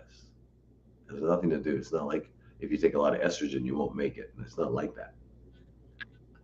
Okay, so anyway, yes, hydrogenated water is excellent. And if you have a way, if you trust the machine that's producing it, remember the machine must be there. And when you want a glass of hydrogenated water, you press the button and it makes it right then. So that because you got to drink it immediately because it's gas, it'll go away. So if it's making it all the time, it's not a real thing. It's not a real machine. Or you can get to the one I use is by Mercola, where it's H2. It's the tablets, and I put 3 into a tall glass of water in the morning. Drink that first. It fizzes, and when you see the last little part go up, then you drink it really quick. And you can do that 3 or 4 times a day, especially if you're in front of computers or you're exposed to other EMF. It actually neutralizes it. Yeah. So does grounding. Take your feet off and put them on the earth. And don't worry, they don't get dirty. The word dirt should not exist. It's pejorative. It's negative. We don't get dirty, we get earthy. Earth is not a bad thing. Oh my God, you've got some earth on your pants. But if we say you have dirt on your pants, we're talking about something that's bad. Believe it or not, and I know it's hard to comprehend, the earth or dirt is not bad for us. Not only is it not bad for us, it's what our bodies are. Because when you die, your body turns back to earth. Right? So, anyway.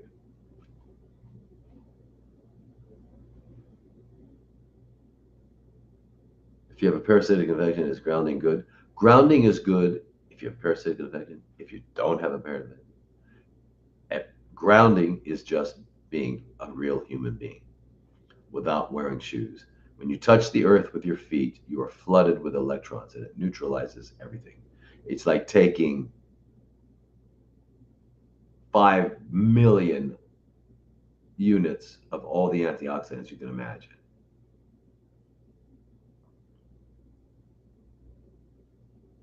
The earth gets its electrons from the sun.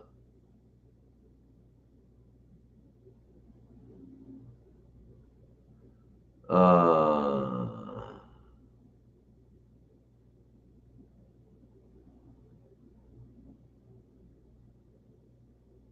all right, so drink it. So I'm saying you can drink hydrogenated water, or even if you drink water. Yeah, I mean, if you have the machine, it's right there, and you press the button, and then it becomes hydrogenated at that minute. Drink it. Yes, absolutely. Hydrogen is not a mineral. It's not going to change your pH. Nothing like that.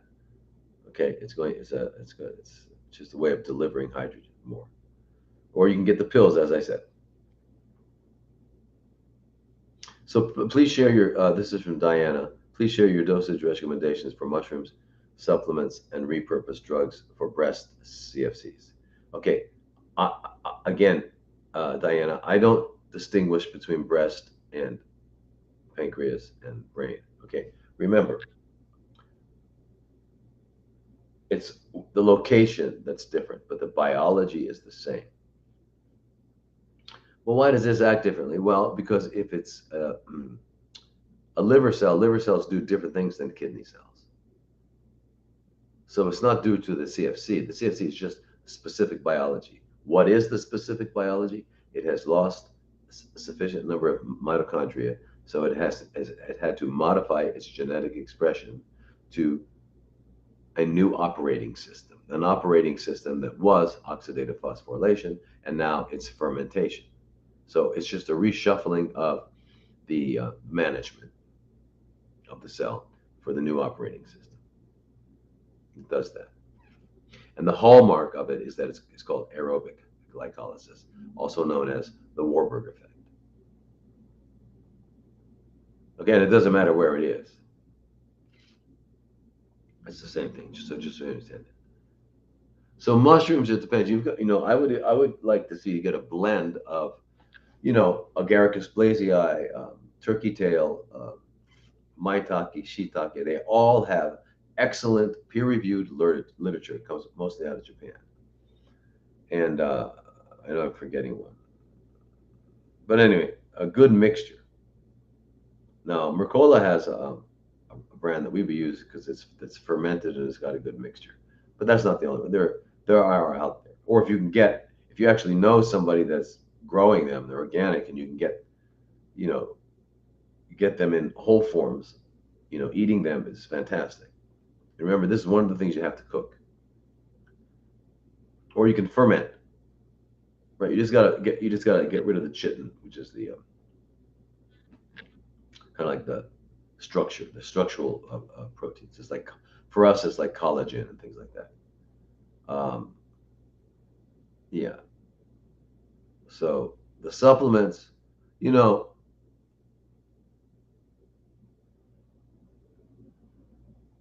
it really you got to take enough. You got to take sufficient, and that's what I've learned with most. Um, most people are taking a lot of things, but all at inadequate doses. It would be better to take a few things at adequate doses.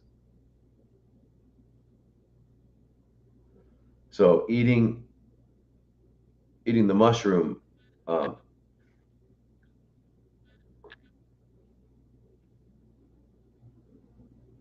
what? Okay, let me answer it. The only you can't eat too much. You can't take too much.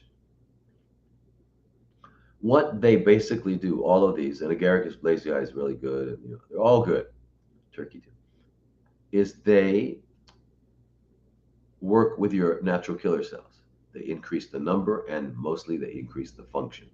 Because you could do a lymphocyte subset and have a normal number of your natural killer cells, but they're not functional because they've been hypnotized by the CFCs, or they've been exposed to 5G and 4G. So who does that include? Oh, everybody, yeah. So we've got to make them functional. This will make them functional. So take a lot of as much as you can. Supplements, it depends on the supplements. Like vitamin C, I've told you, put 8 grams of sodium ascorbate powder into 1 liter of water, 8 grams, which is 2 teaspoons of sodium ascorbate pure. Shake it, drink it from 7 a.m. to 7 p.m., which means you have to take small sips. Why? Because you can't absorb more than 200 milligrams. If you take a bigger sip, you'll waste it. So sip, sip, sip, sip, sip.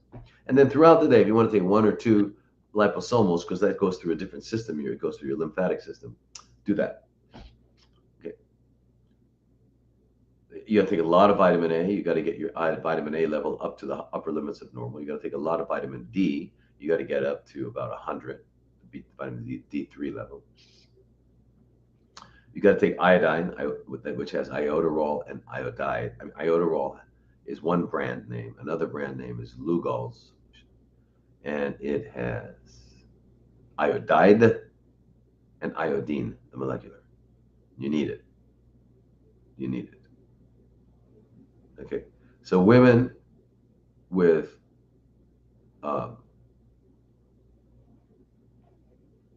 with or without having CFCs in your breast, without even you don't have it. 2 drops of get the liquid Lugol's at 5%. 2 drops daily. Why? The iodine, the molecular iodide, is a cofactor in the conversion of estrone to estriol.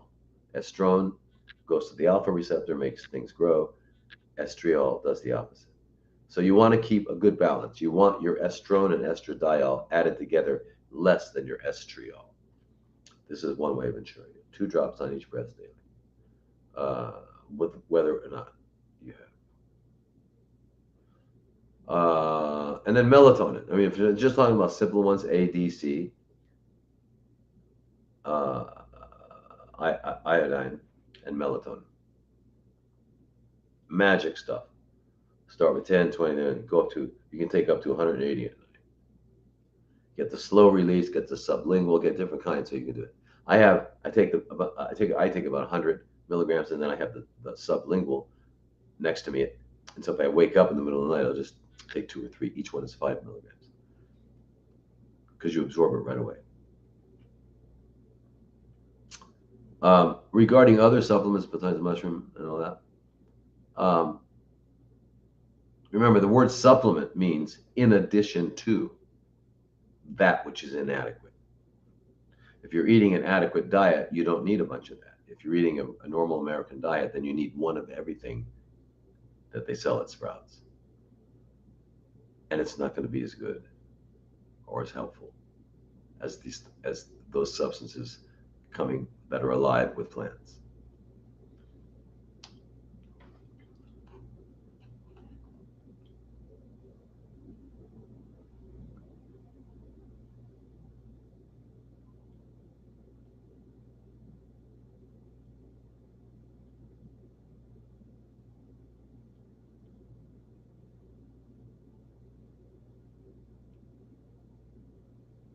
Okay, here's a good one. This is from Scott. I am a 55-year-old male with asthma and psoriatic arthritis since about 15 years old. Long time. About a year after strep and mononucleosis. I quit the methotrexate and sulfasalazine in 2019 and fired my rheumatologist. Good for you. After seeing your videos and others, I think that raw vegan diet work to cleanse the liver might be beneficial. No, no, no. Please take away the might. To remove the word might, it will be beneficial. Why? It's what we were designed for. Believe it or not. A lot of our dental problem is because our jaws haven't developed. Why hasn't our jaws developed? Why haven't our jaws developed? Because we haven't been eating human food as a adulthood. We don't have large enough masseters and our jaws don't grow. And most biological dentists are going to tell you it's too small. And that's why you have to go to the dentist and the braces, you have teeth all over, they got to pull them. They don't have to pull them. They should expand your jaw so that they fit. Anyway, eating, and let's not call it a raw food. I don't like the word raw. Raw sounds painful, right? I don't want to raw anything, right? Okay, so we're not going to call it raw. Let's call it earth food, because the earth produces it for who? For earthlings. I mean, or real food.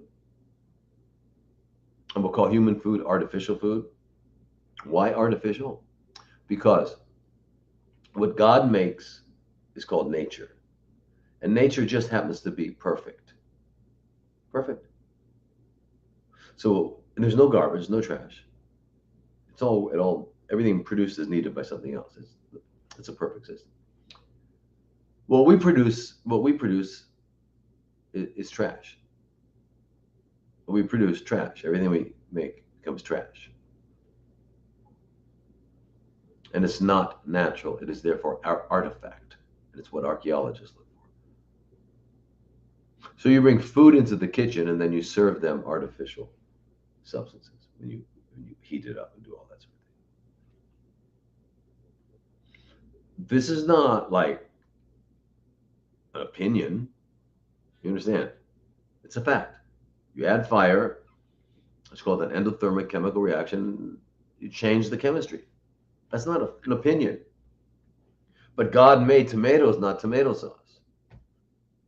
And I don't think God made any mistakes. Well, let me rephrase that. I know he did. She. Anyway, let me find where was I with the questions? So, are you doing the right thing? Yes, but what you need to do also, you need to go to a biological dentist, a real biological dentist, who will do a 3D cone beam CT on your jaws, and uses ozone to cleanse if he extracts or he injects ozone. If he does extract, he covers. If you have any root canals, get them out immediately. If you have any cavitations because you had extracted teeth by a regular dentist who doesn't even know what a cavitation is, they literally do not know what they are. It's osteonecrosis of the jaw.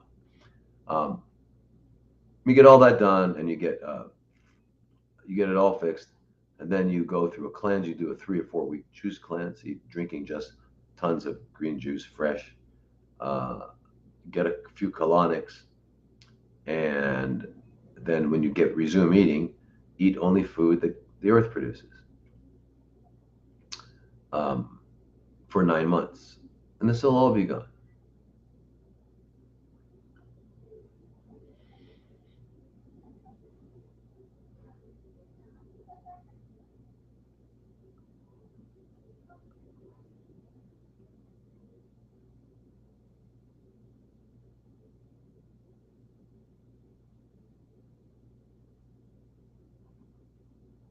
Okay, so this is from Patricia, and Patricia is saying, I've heard you mention that selenium is critical to your thyroid.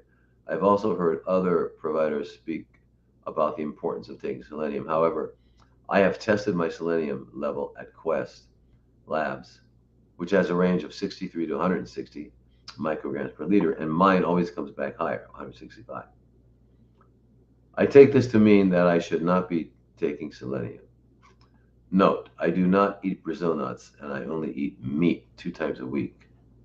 I'm 64-year-old female, 5'6", 110. Is a blood test not efficient enough for testing selenium? Thank you. Okay. Um, Actually, zinc is the one for, or no, you're right, selenium. Selenium for uh, thyroid. But it's also the mineral for making glutathione as transferase. So each of these minerals that are not, uh, each of these minerals, they have a positive charge. A positive charge on something means it's got a sink. It's going to accept the mineral. It's going to accept an electron. So by each enzyme system in the body that are responsible for the 36 septillion chemical reactions every second, every enzyme has one or more minerals associated with it so that the electrons get in. In other words, it's like the battery. So you can have the whole apparatus, but there's no battery, it's not going to work. Selenium is used in many more than just a couple. It's used in, I forget how many chemical reactions. I forget. I mean, like zinc is 150. Anyway, it's a lot. And without it, you're dead. And because it's part of the glutathione for antioxidant. So you did a blood test through Quest. Their testing was in your blood. Here's the thing: minerals in the blood have a purpose. Like selenium has a purpose. It has no purpose in the blood. It's got to go from the blood to the tissues where its work is needed. So the only way you can test whether or not you are getting adequate amounts at the tissue level is there's a hair analysis. Um, there are tests with urine where you can look at, like Vibrant Labs does that. Um, but again, you don't need a weatherman to know which way the wind blows. Thank you, Bob Dylan. What I'm saying is that we need selenium, we need all this stuff. So you don't have to take a test to find out if you're low or not. Just make sure you're taking 400 micrograms a day. That's what we need. I take 600 micrograms. But if you go too high, yes, it can be too much. So 400 to 600 micrograms a day. 4 Brazil nuts give you 200 micrograms. So you can make Brazil nut milk if you like it. Now you say you're still eating meat twice a week. Okay. I always like to clarify terms. Meat means essence. Essence, what I mean by that, if someone might say, well, what's the meat of the subject? I love to eat the meat of the coconut. So meat is the essence. I personally don't consider the decayed muscles of a deceased cow or chicken as its essence. So I don't use that word. I would use the word corpse. So I would have written, well, I still eat corpses twice a week. Cow corpse, pig corpse. All right. That's okay. I mean, if you really feel like you need to eat the corpse, it's okay. Um, but you need selenium, you need zinc, you need manganese, you need molybdenum, you need calcium, you need magnesium. And guess where we find that? Oh my God, in plants. You can take extra supplements too, but make sure you're getting a large variety of plants through green juice and through eating.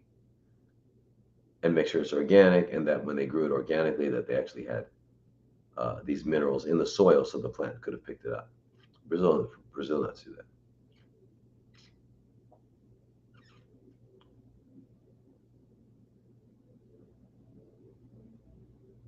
All right, so now let's go. There's a parasite question. I thought, now I hope you all saw the webinar at drlodi.com. I did like it's like maybe 3 hours. I don't know how long it is, but I went through everything about parasites and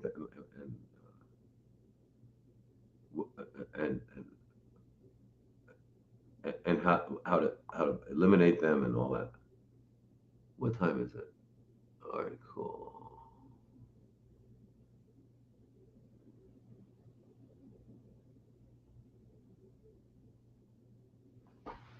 Wait a minute.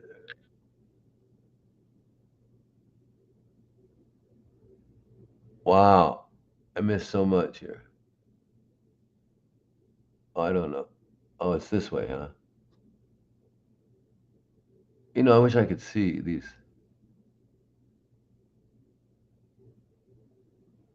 Yeah, I can't. I can't. It's hard for me to see what you guys are writing. Uh,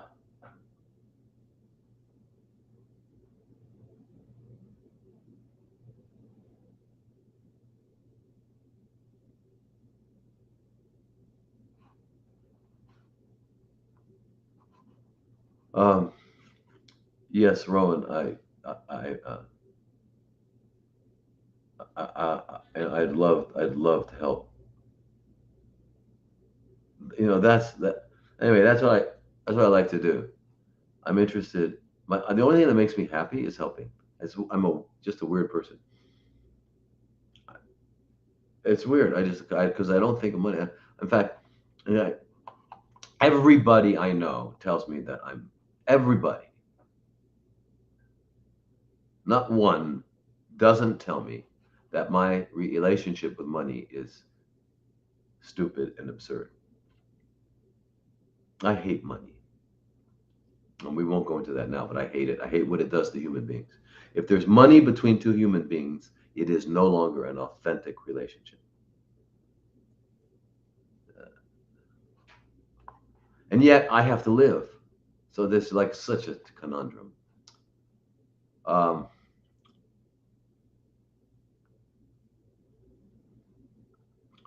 so parasites, what are we saying? The role in human? I have heard the parasites have a role in human bodies by absorbing dead tissues, toxins, and heavy metals. If healthy people kill them these toxins can be released in the bloodstream. What do you think about a fruitarian diet for people with mild health issues, such as small autoimmune bowel? All right, well, okay, so we have to define terms. There's commensalism, where an organism and another organism are together, do each other no harm.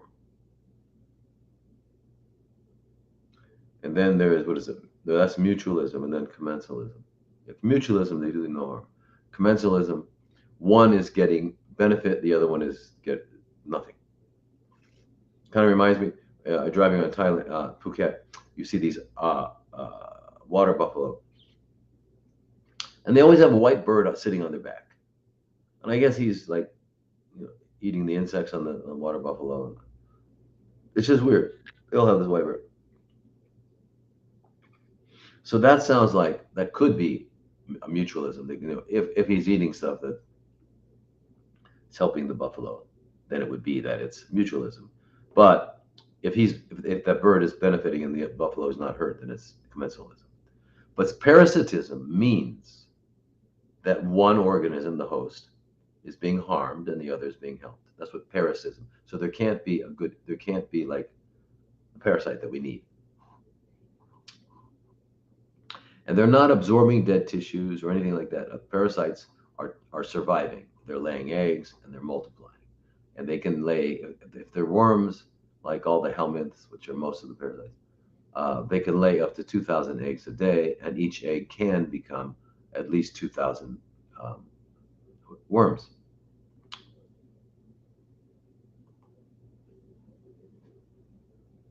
So you got to get rid of them. It's the one time I say that herbs and all that.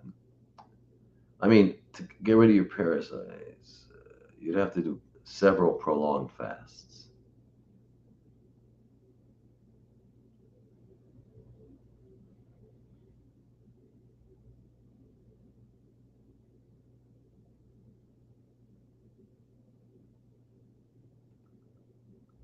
A fruitarian diet is great. It's a great way to detox, but it's not sustainable.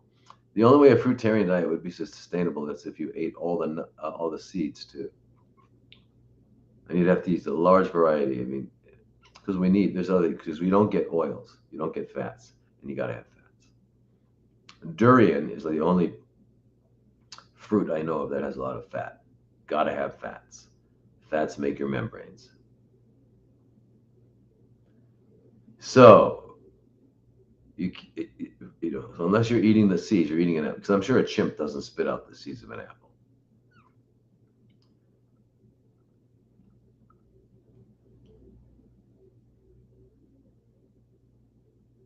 Okay.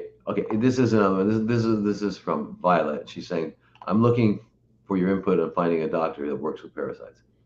I went to your primary care, and yeah, I was doing a parasite cleanse when I did my example. I had passed pinworms.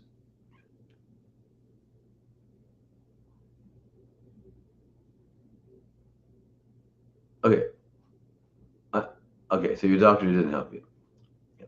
Okay, so listen, Violet, and everybody else. How do I say this without being like rude?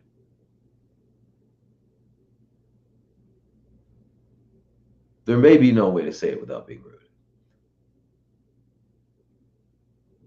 I don't mean to be rude. I'm just trying to be factual.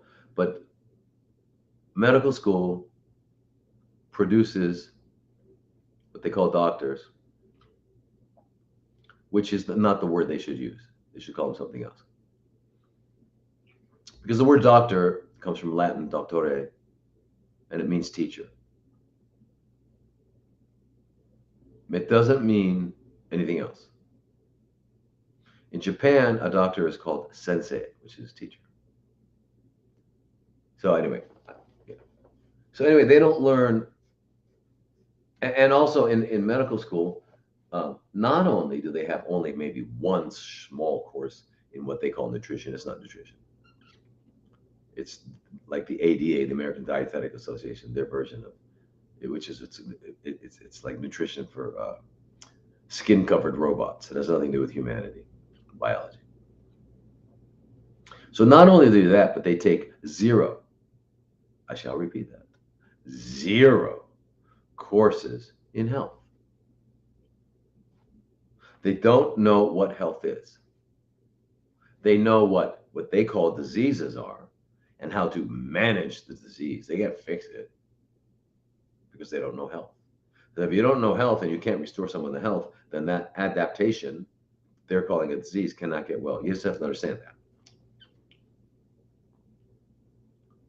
Now, doctors don't even know that they don't know. After a while practicing, that's what, I've done 10 years. I said, wait a minute, what are we doing? But I mean, a doctor has practiced 30, 40 years. They don't know that they haven't done anything for anybody. Now, a surgeon says, yeah, I took this out and they lived. Yeah, a surgeon is different.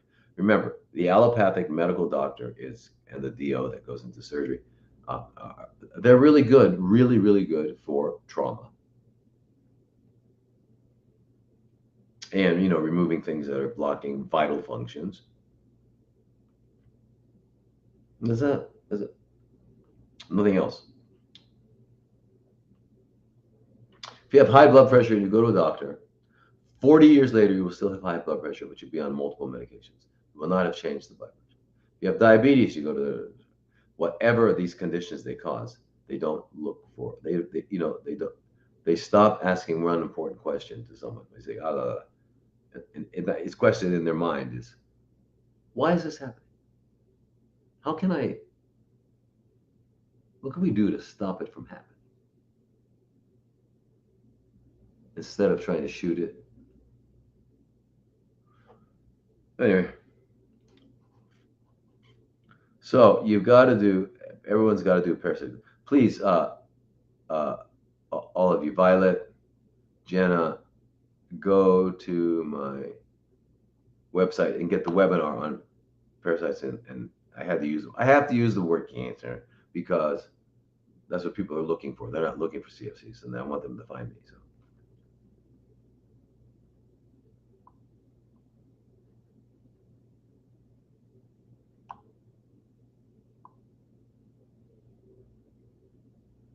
All right, here's another theme. Okay, listen, Jenna.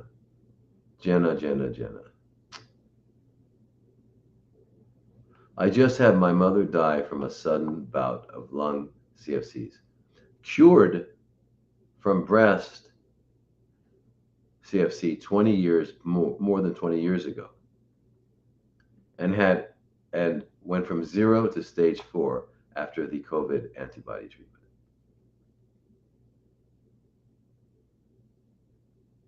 And my father was just diagnosed with esophageal CFCs. I mean, do I need to say anything about that? Does that not tell you? Remember, and let's clarify terms. The word vaccine, which they've modified, but actually, just like the word meat, a vaccine would be an inoculation that would prevent something from occurring. So presumably, you take a measles vaccine and you don't get the measles.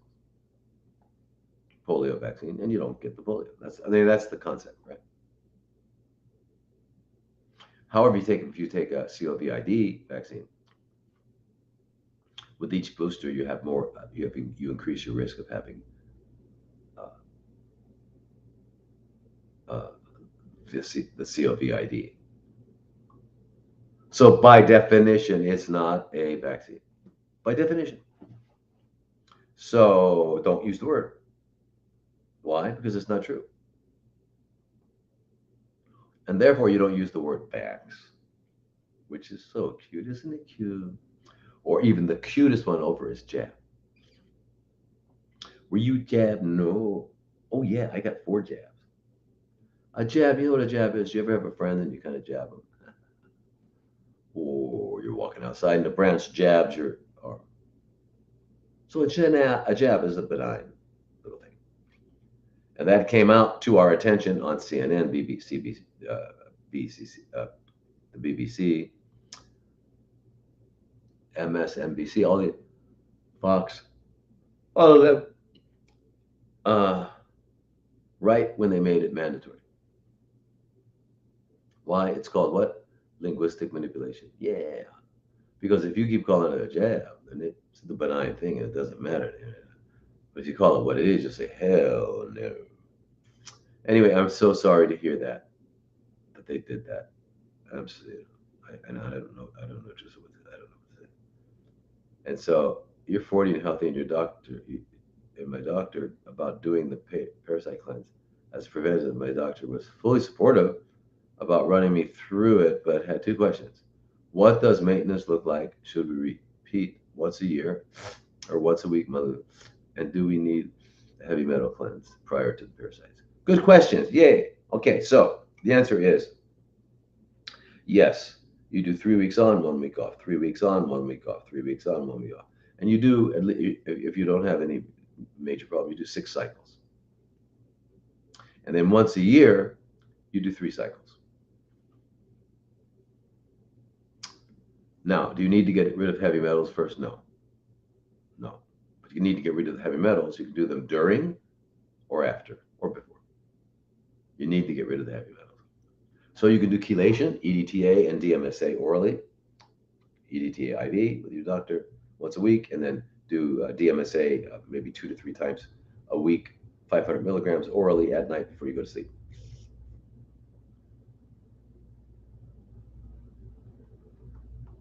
Good doctor. I like him. I like him. All right.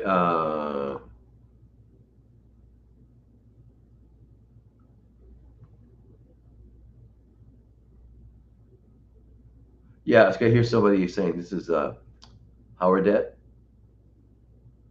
Howard Debt. She's been unable to get them online. I've heard that about because I said in the seminar one with the number one mg.com, and there are certain states that won't approve the bank transfer because it's got ivermectin. Yeah. Now there's another place called alldaychemists.com. Alldaychemists.com. Alldaychemists.com. One word. And I don't know about your bank and all that, so get a different bank or find out if there's a way another way you can do it. But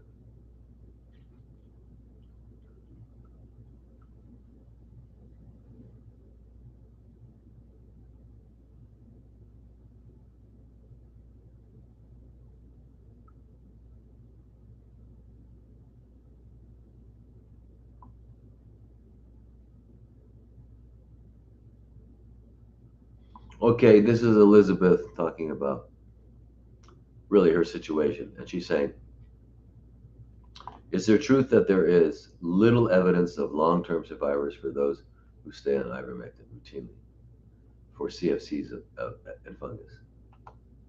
I keep hearing that it can come back more aggressively once suspending its use. I'm wondering if that is with my breast tumor, as, because it's taken a turn for the worse, but not sure where to focus attention with therapies. Also, do tumors calcify? And if so, is there hope for it to dissolve? 1.5 years later, I'm still on this journey, doing all the things and getting discouraged. All right, Elizabeth. Great. You've got the right concept that it's a journey. And everybody understand that. If you have CFCs, you're not going to somebody to fix you because you're not broken. So the whole doctor patient idea is absurd. It's teacher student, period. Yeah, and people that are trained in medical school and stuff should be able to do some procedures too. But regardless, it's still teacher. Now, ivermectin turns off certain pathways that CFCs use, um, which is really important. So does fenbendazole and mebendazole and praziquantel and niclosamide. They turn off pathways, and they also kill parasites.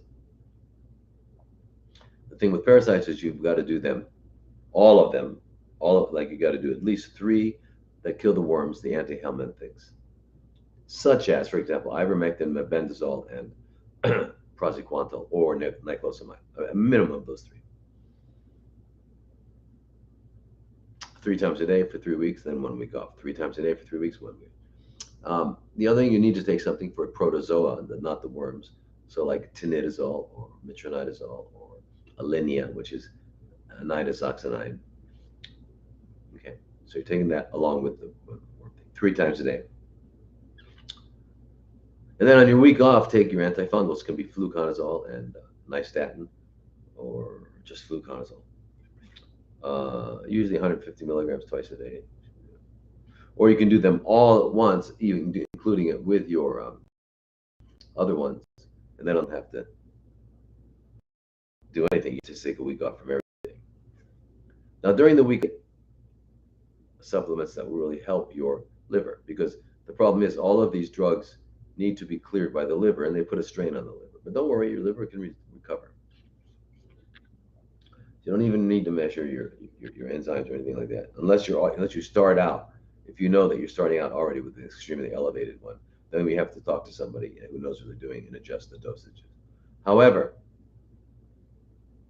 what you take is alpha lipoic acid, 3 to 400 milligrams 3 times a day. With that, you always take a B complex at least once a day. Okay. Then you take silymarin, about 500 milligrams a day, 3 times a day. Silymarin. It can also be called silybinum, which is the active ingredient, three times a day. And then you're also going to take, if you can get it, phosphatidylcholine. Phosphatidylcholine is really good for the liver as well. Take that 3 times a day. And selenium. Now, this will give you really good liver support. But so the ivermectin, mebendazole, vitamin C, curcumin, and doxycycline, put them in your PubMed. Go up to your browser, go to PubMed, or just put curcumin and cancer. And then put after that, put PubMed, PUBMED. See what you get. Then go back and erase the word curcumin and put vitamin C. And then when you go back, reverse that and go back and put uh, uh,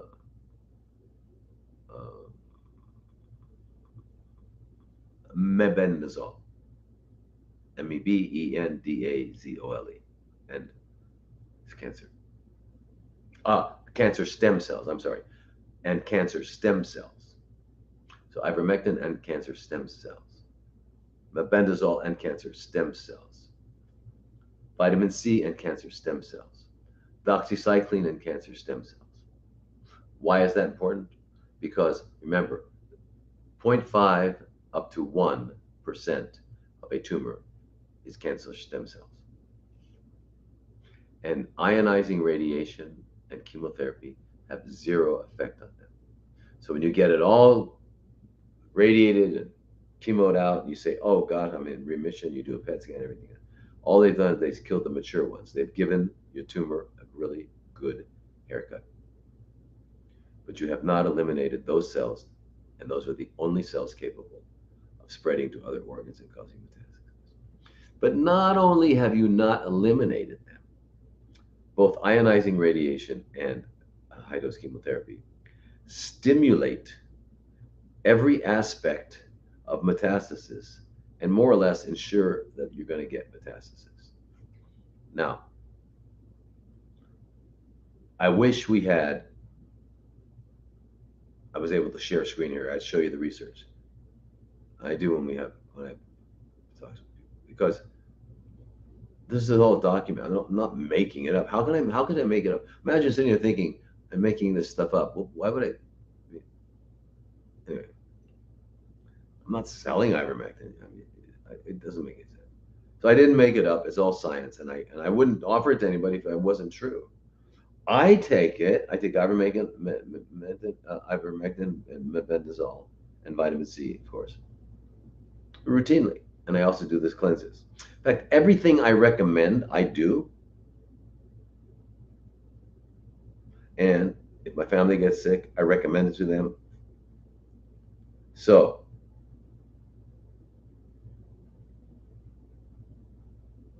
I don't know. Next time you're with a doctor, ask them if they do the things they're asking you to do. The only thing I don't do is IPT.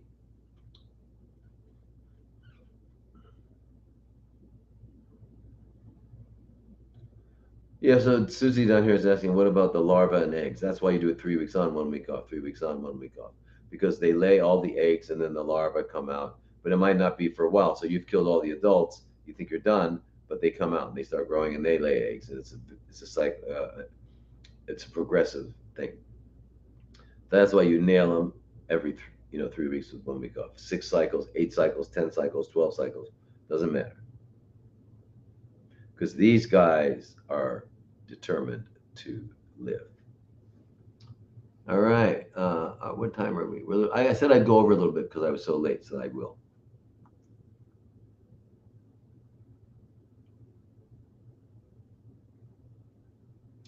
Oh my gosh. Okay, so I got to answer this one here. This is Brianna. I was wondering if you could help me, please. I suffer from recurrent UTIs, that's urinary tract infections, in the last few years and am on continuous antibiotics, which I hate and don't want to take, but they say it is the only treatment.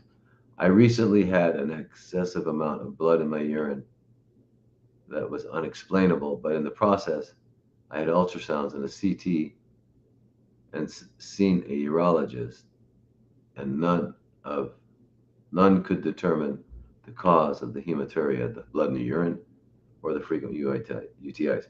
I take probiotics and cranberry supplements to help me. All right, so Brianna, here's the thing. When they say urinary tract infection, I'm assuming that they got a sample of your urine, they sent it to a laboratory, and showed that it was predominantly E. coli or was predominantly Klebsiella or whatever it is, and that, or Enterococcus or something. And then they tested it against which drugs, and then they gave it to you. They gave you that particular antibiotic. That's the way it's taught to do it properly. If they didn't do that, then they didn't do it properly. You don't just give anything. Now,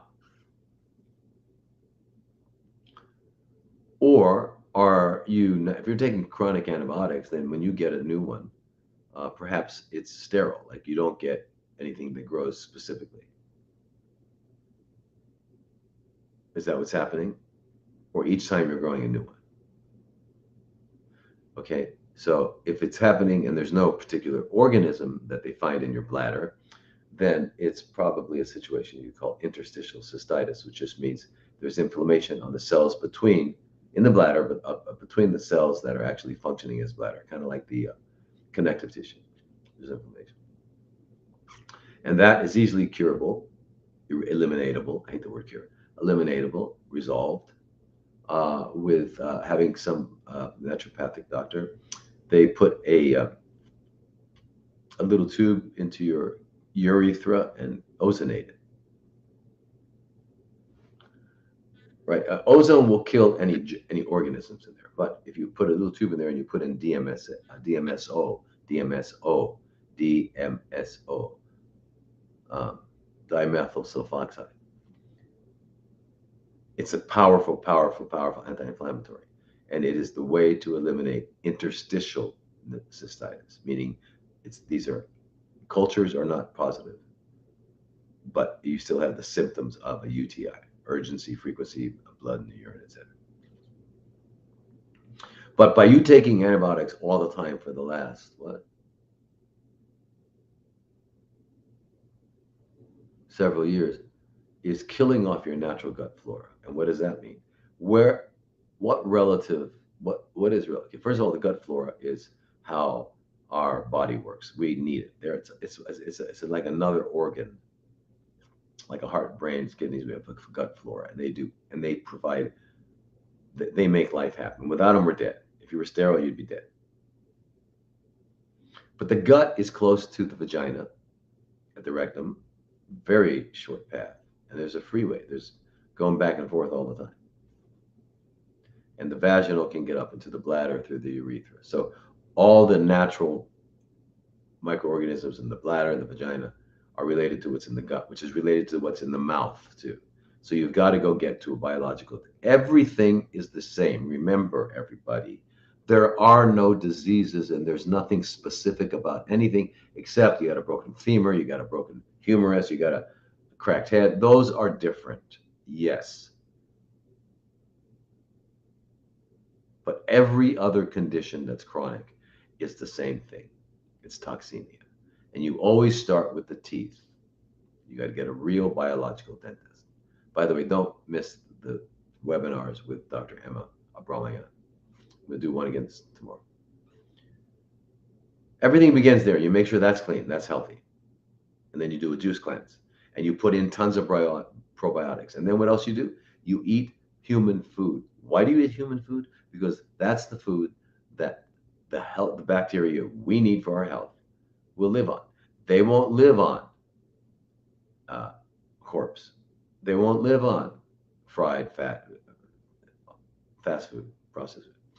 The organisms that live on fast food and all that are not in our benefit, don't provide things for our benefit. So you eat healthy. And you got to make sure your vaginal bacteria and other microorganisms are healthy, and you can actually get vaginal probiotics as well. And remember, depending how old you are, the organisms in your vagina eat the mucus that's secreted through your uterus. And so, at different times of the month, there's different kind of mucus because those mucus glands are stimulated by differing amounts of estrogen and progesterone. So as you're cycling, you're going to have different kinds of mucus producing different things. So, but remember, the most important thing is what you eat, because all the studies on probiotics show that prebiotics are more important. And what are prebiotics? It's the food that the bacteria eat. In fact, we have at least one of everything in our body. So if you start eating healthy, it'll reestablish itself. You don't even really need to take probiotics. However, to hasten the process, take them. Get Ultraflora. You got 150 billion choline formula units, 40 different species. That's a lot. Do that 2, 3 times a day. Eat it orally. And then, if you really want to get into it, you get, Bifidobacter bifidus produces uh, a really important short chain fatty acid that's necessary for the colon. Anyway, it's called bifinate. You can get those as suppositories. You put those at night when you go to sleep, just to go up in that end. Okay.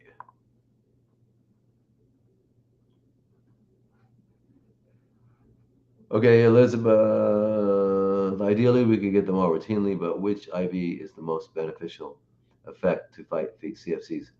Vitamin C, UVI, ozone, mistletoe, others, and the best way protocol that would optimize the benefit of it. ALA, poly MPA, how often? Okay, I'm thrilled the issue in Arizona was. Oh, thank you very much, Elizabeth. I'm so happy we won too. Um, you need them all. You can't ask which is the most beneficial. I mean, if I had to choose above one, I would say vitamin C. But you need them all. ALA does, it potentiates vitamin C, it makes it better longer. ALA also gets rid of some of the CFCs that vitamin C doesn't. It's really a great synergy. Mistletoe is great for the immune system, but you can't just work on on that, and it's not quite as powerful as some other things. But mistletoe is great. What else? Hyperthermia, and then all the stuff I already talked about: biodentistry, diet, cleansing, eating right, going to sleep early, moving all day. Every 90 minutes, you get up and you get out of breath for 10 minutes, jumping jacks, I don't care, push ups, riding a bike, climbing stairs, do whatever it is every 10 minutes, every 90 minutes at minimum. Keep your body alive and moving. Go to sleep early, 8 o'clock. Stop eating 4 hours before bed. And then, so if you stop eating 4 hours before 8, what time is it? 4. So that means at 10 a.m. you can eat again because you've now not eaten 16 hours. That's perfect. 18 hours. If you stop eating at 5, you can eat again at 11. That's 18 hours. It's not hard, but it's extremely powerful and important if you have CFCs because it lowers your fasting insulin level. And remember, CFCs have more insulin receptors. So,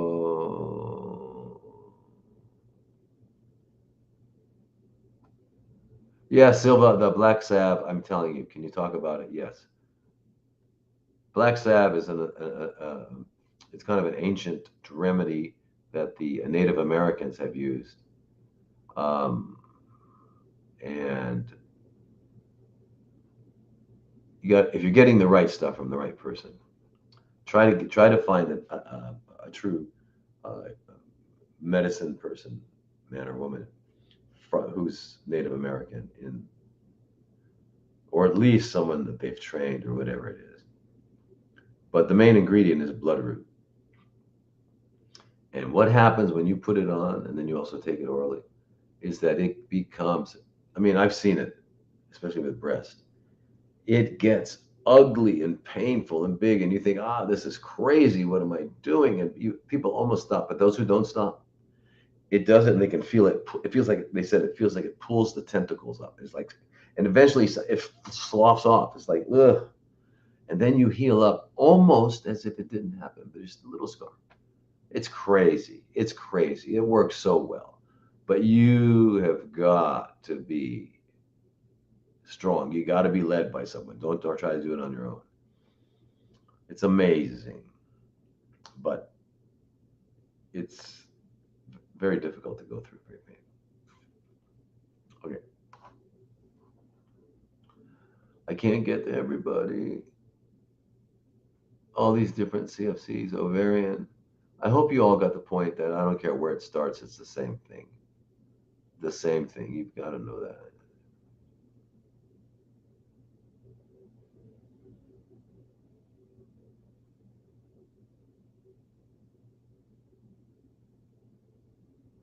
Yeah, Brenda, you're afraid that your triple positive lobular breast CFCs has returned. You had a lumpectomy, radiocumulation, immunotherapy. Don't let anybody scare you anymore, okay? I know you were scared into it. Stop. Stop. Nobody. Your husband, your friends, your mother, your father. No. They don't study it. They don't know. They're telling you what they've heard. From who? Rockefeller. Not directly, but everybody that works for him, which is everybody. So people walk around espousing opinions that they've not researched, espousing opinions as if they knew. So remember that they don't know and they're just doing what they were taught, and say, thank you very much. Goodbye.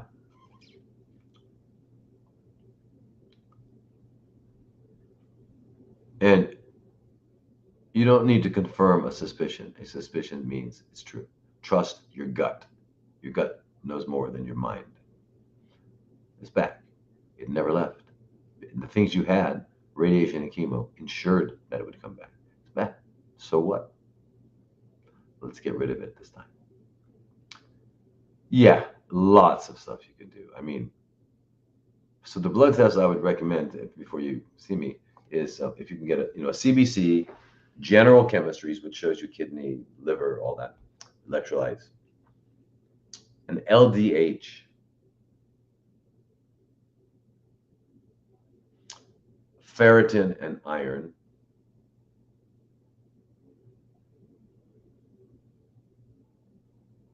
and if possible, a lymphocyte subset. A lymphocyte subset. And if you're still menstruating anywhere on day 19, 20, 21, 22, or even 23 of your cycle, get blood tests for estradiol, DHEA/S, testosterone, and progesterone. That's all. I mean, just simple. If you're no longer menstruating, then you can do it any day. But I'd like to know those. But that would be great if you got all that, and then we had a consult. But don't worry. It's not that it's back, it never left. But it's easy. It's not hard. They lie. Triple negative means nothing. They make a big deal about it. Okay. What time? All right, you guys, it's 8:22, and that means it's really late for you guys out east. And I didn't even get Facebook. Oh my God.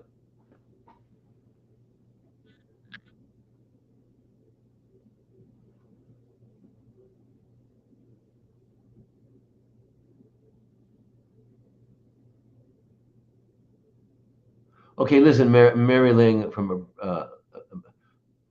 did you see my webinar on drlodi.com? Please go see it about parasites.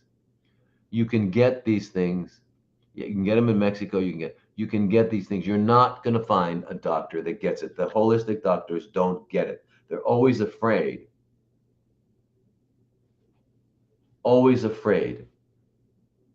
because they don't know, because they don't research. They call it functional medicine. In reality, it's fashionable medicine. Sorry, doctors. I hope I offended you. And start doing your job and research. Why am I using NADH plus? Should I use it on everyone? Is there anything else I should use with it? Should I give it before or after anything? What do I look for to see if it worked? Do you know all those things? Then you can use it. You don't. And the same with anything. What am I accomplishing with vitamin C? What am I looking for? And can I measure it? Did I achieve it? Or am I just giving it? Sorry. It bothers me because us functional medicine, integrated medicine, we should be different in that we study and know the truth and know why we do it and when to do it and when not to do it and can explain it so that they understand it. Because if they don't understand it, they won't be compliant doing it. And there's no one out there. And why is it that no doctor gets it?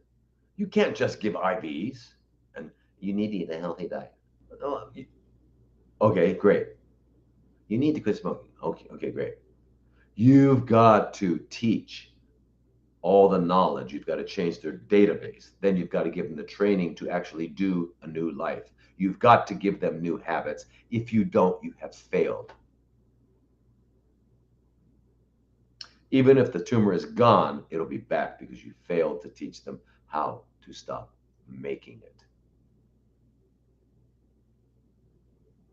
You want to talk to me offline? I'll talk to you offline. Talk to me online? I'll talk to you online. Debate? I'll be glad to debate in private or publicly. I don't want to be the only one who gets it. It's a tragedy. Anyway, you guys, 8:30. Sawadee Aloha. Namaste. Namaskar. And goodbye. And I am so sorry for being late. And I'm so glad you all waited. Yeah. Okay. Bye bye.